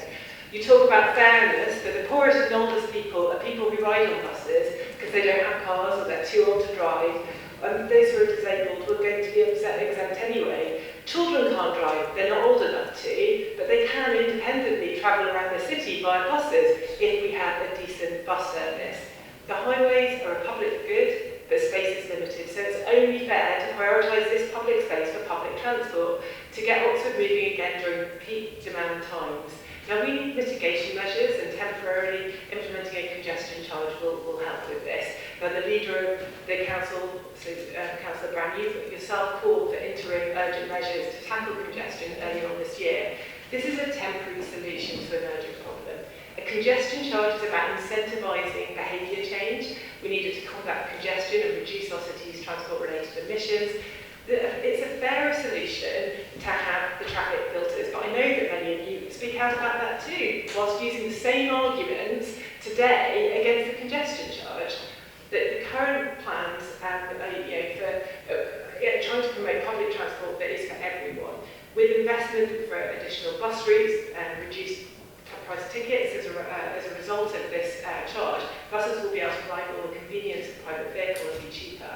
And we'll have more routes be enabled through this at a time when your Labour government nationally has increased bus prices, as we've heard others say. We'll be able to invest in more bike hangers, which we've talked for those who can't store a bike in their house. In my house, I've got like 5 bikes in my living room. I'm lucky enough, I've got space for that, but not everyone has. And we need the investment in these sorts of things. Right? And so we will have a reduction in traffic that will enable a crossing to be at the Marston Ferry Road, which I know Councillor Fry who was calling for. We're only going to be able to get that if we reduce the congestion and reduce the traffic flows. Now, I know that the delivery hubs have been mentioned, and that's something else that's on the agenda. The County Council is doing that. So these things are being worked on. School traffic, you talk about private school traffic. To be honest, congestion doesn't differentiate whether you're from private school or state school. I went to state school. If I went to state school, my card doesn't say whether it's state school or private school.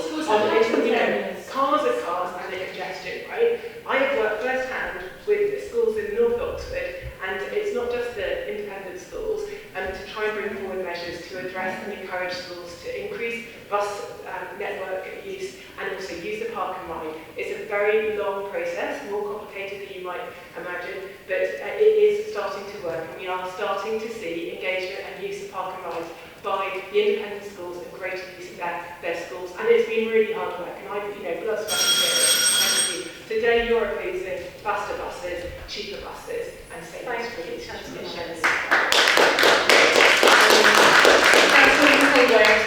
earlier.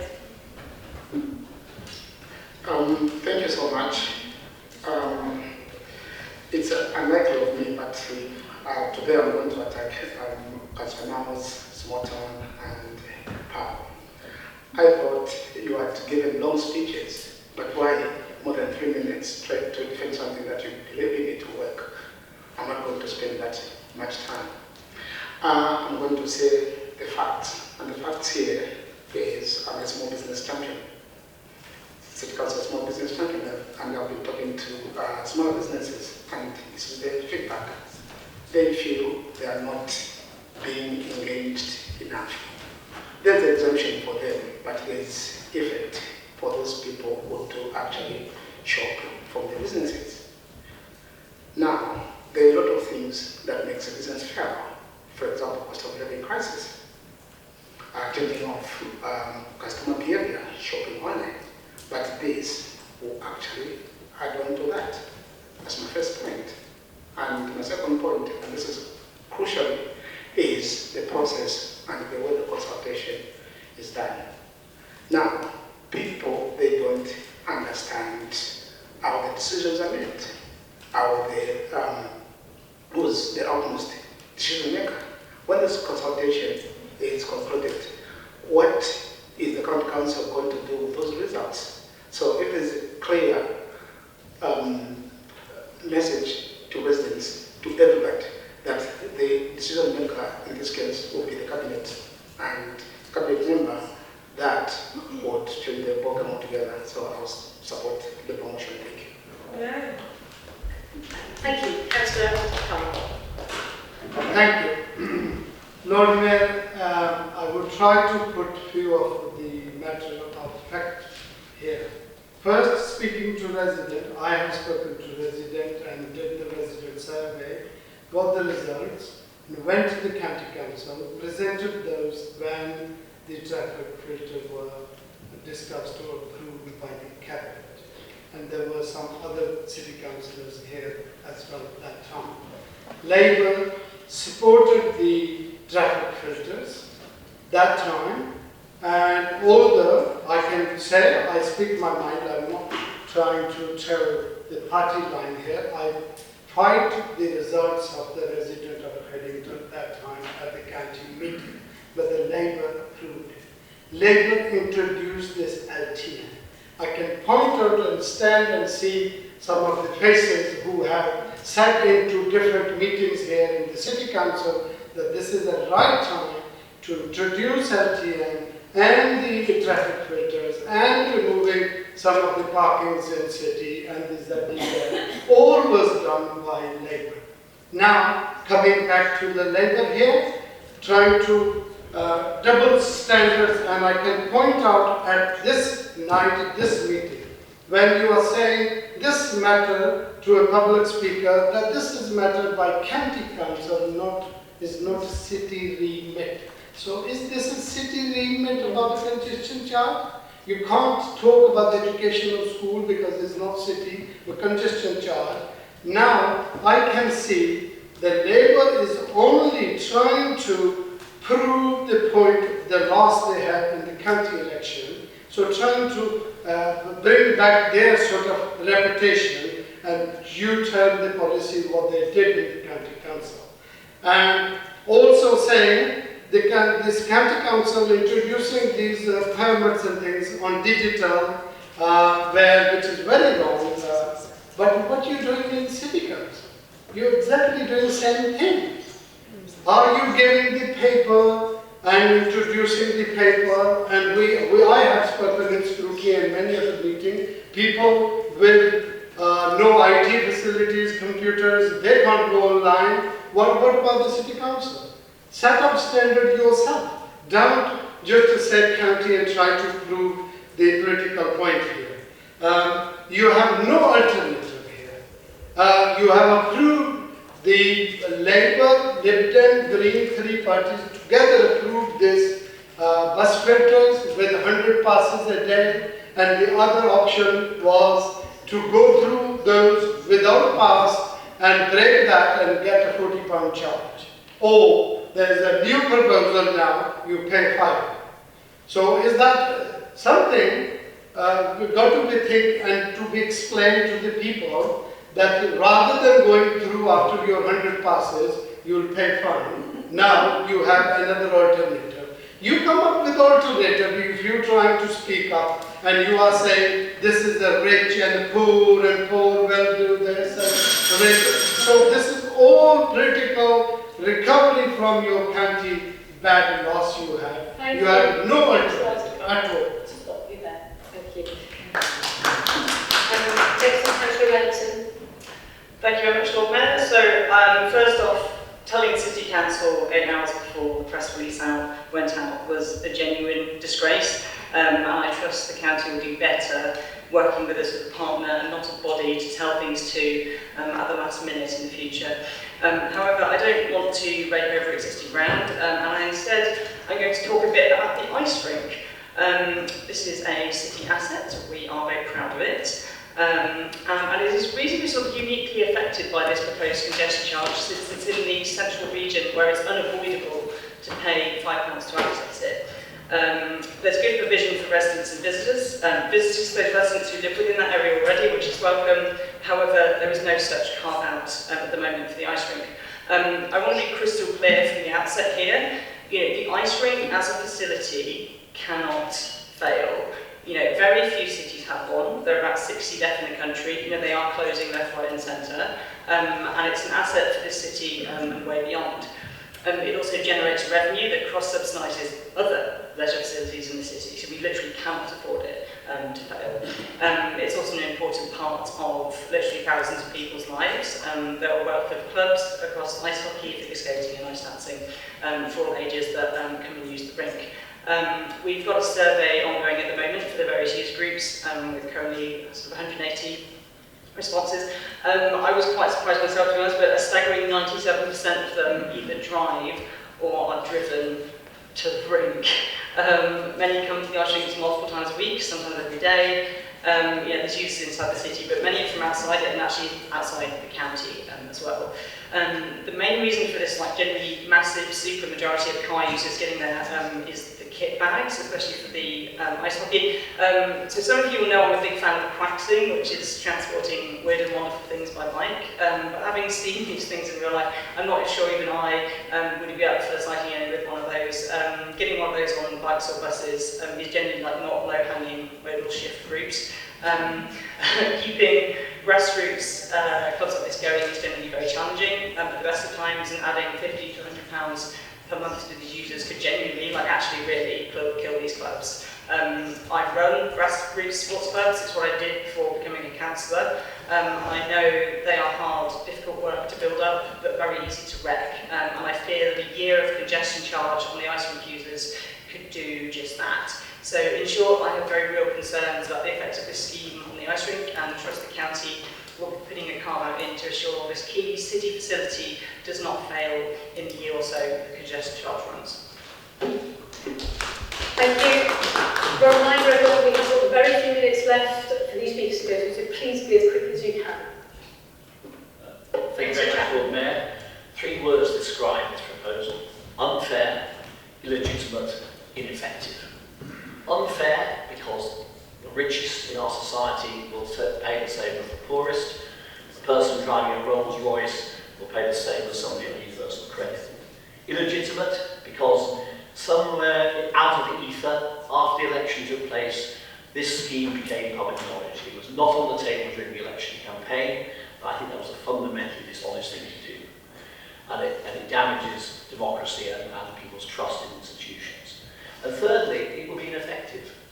It's a temporary stopgap scheme. It's a here today, gone tomorrow policy.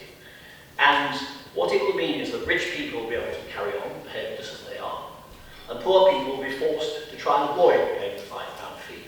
But let me give you an example of where they will go when they do that in my ward. They will avoid Marston Ferry Road at peak time, and they will go on to Marsh Lane, which is already incredibly congested.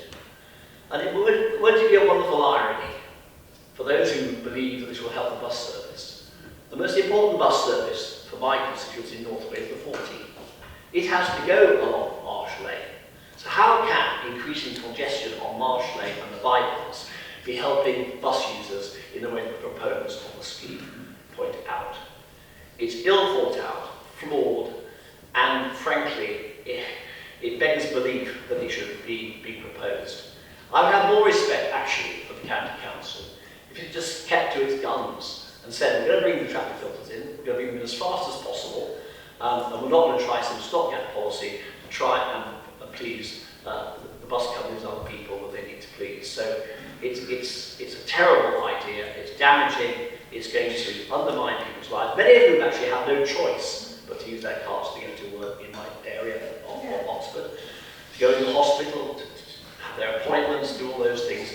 There are no buses, and those buses are not going to magically materialise over the next 12 months. So in every way, this is damaging to the poorest, the illest, those who can least afford it, and should be absolutely opposed. Thank you. Thank you. Thank you, Lord Mayor. I'll make a few observations if I can, listening to what's being said from the other side. Oxford is a beautiful city, it's a medieval city. We actually had congestion problems and traffic problems reported in the 17th and 18th century in the High Street, our beautiful High. And I have to say, since the bus gates were put in, and Corn Market became pedestrianised, and Queen Street sort of pedestrianised, but not quite, as I still worry about buses going through and things, we do need to think about how we travel around our city. And it's been going on for centuries. I mean, there was one suggestion at one point that we had a dual carriageway put across Christchurch Meadow. And that was thrown out, thank heavens. So we have got increased car usage coming into the city, you're right. But we've had employment sites defended and not used for housing for quite a few years. I know there's a change in policy now, which is good. But I look still at sites which are protected employment sites and not used for housing, and I think they should be. We talked, I think somebody was talking about having routes, cycle routes in fact, that people could use. And I would really remind him that the Garsington Road is actually being considered now for a safer route, and phase 2 is about to start. And if there is an overgrown hedge that means that pedestrians can't or cyclists can't use that route, please put them onto Facebook. Facebook, you have to fix my street, I apologise. Fix my street. And then we'll get picked up, I'm sure. Use the references to Facebook that me going in my mind there. I do remember Councillor Tom Hayes, who's now an neighbour MP. Congratulations to him. And he was very, very positive about doing something about congestion in our beautiful city. And he saw the light of that, he really did. He was a supporter and he urged the County Council to get on with the job. I can remember him sitting opposite me and saying, in this chamber, county needs to get on with the job and do it, and do something about the congestion. This temporary congestion charge, can be avoided by so many groups. In fact, actually, in one of my residents' groups meetings, people said, actually, there are so many exemptions, is this temporary congestion charge actually going to work? No. Because there are so many exemptions. So if you're a carer, if you're a blue badge holder, then you are exempt from this charge, and you can go through it as many times as you can. You've also got 100 free passes.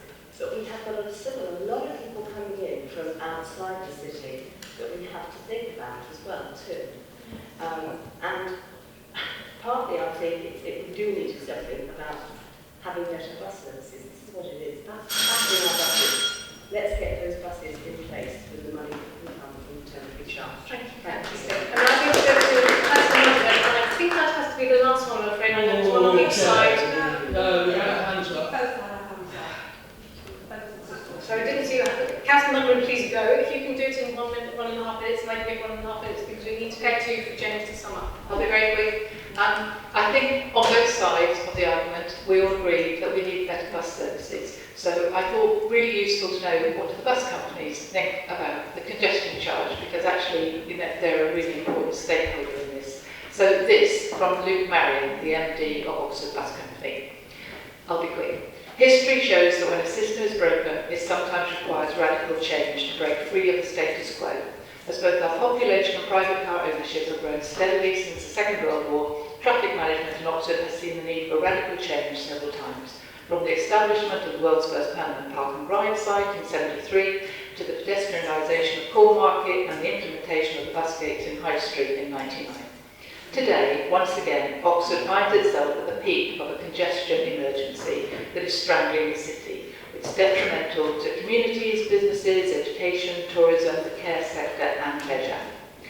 Luke's words, if nothing is done to seek to address the problem and achieve real behaviour change in how we all use the road network, then it will continue to gradually get worse and remain broken, which is why I, Luke Marion, MD of the bus company, welcomes Oxfordshire County Council's proposals to help alleviate congestion, and I applaud its bold approach.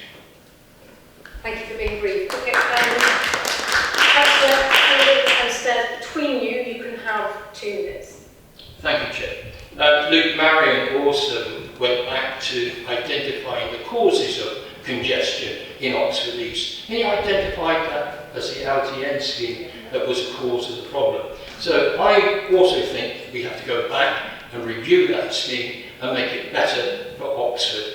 I welcome Mike Rowley's, Councillor Rowley's comment that the transportation policy that the Labour group agreed to in 2021 isn't fit for purpose. We will support that. I'm glad he mentioned that. Also, Councillor Snowden, we applaud your comments on the ZEZ that is actually doing a magnificent job of removing some of the NOx gases in our city, and we're well under target, so I really do appreciate that. We come from Littlemore. That we do not have a direct bus link to the JL. If we do want to go to the JL, we have a few options. We can go to the Redbridge, park and ride from there, and take an hour journey to the JL. If you're with family and you have an injury or you're travelling to the A&E, that is going to present a problem.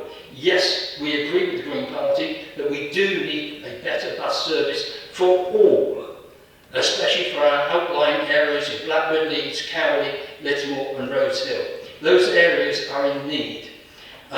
What I do want to go on and say about the congestion charge, it is not fit for purpose. I do recognise that we have congestion in St Clement's, in that area. In other parts of the city, I'm afraid, it is not congestion. And as my learned Labour colleague has stated, it is more of a toll than any other. And referring back to Councillor Snowden's comment on Synergy, sorry, I don't know what you're talking about. I am not a member of Synergy.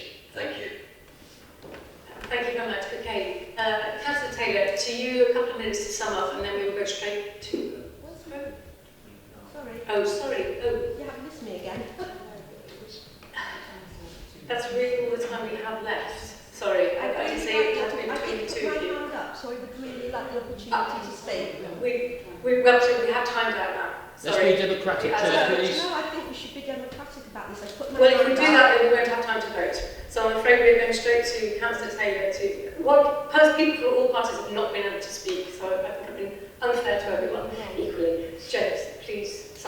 Just to quickly refer back to the Synergy climate scam quote, climate change is real, and the opposition to the congestion charge that comes, there is some opposition to the congestion charge that comes from people who deny climate change. They are wrong. The council has also mentioned quotes from our county Labour leader, Liz Brickhouse, quotes from Susan Brown, and a quote from Tom Hayes about problems with congestion in the city. All of these seem to come across as some sort of gotcha. An acknowledgement that congestion is a problem is not a support for this scheme. Those are two completely different things, and I was quite disappointed that people kept trying to draw an inference between the two. Additionally, people have mentioned quotes from the including bus operators. There's also other quotes from organisations that support active travel and cycling across our city in favour of the congestion charge. They are coming from the angle of wanting to reduce congestion. They do not look at it from a holistic approach. It is our responsibility as representatives of the city to look at it holistically and not just to simply oppose congestion blindly, trying to simply solve congestion completely blindly. Councillor Smoketon talked about the League Council Labour possibly introducing a constructive amendment to the proposal. I know it would be more constructive if the county Lib Dem leadership had spoken to us and consulted with us on the proposal before it was announced, instead of telling us about it the day that it was proposed. That would have been considerably more constructive. Also, the other quote was, make buses a first-class vehicle. I was quite disappointed at this quote, especially as the Lib Dems and Greens opposed our amendment to the county budget that would have introduced the 3A back into Greater Leeds. But also, the congestion charge would make buses the transport for the poor and cars the transport for the rich. It's simply what it does. You would be making cars the first-class vehicle and segregating transportation along class lines. And I'll quickly wrap up just to say what you're seeing here is, all of us have mentioned how this will affect the working class. What you're seeing here is a great cry out from working class areas in opposition to this scheme. And I do really hope that the Lib Dem County leadership listens as we hopefully pass this motion. Thank you very much. Passion speeches all round. Thank you, and apologies to those who didn't have time to speak. Can I now see all of those in favour of this motion?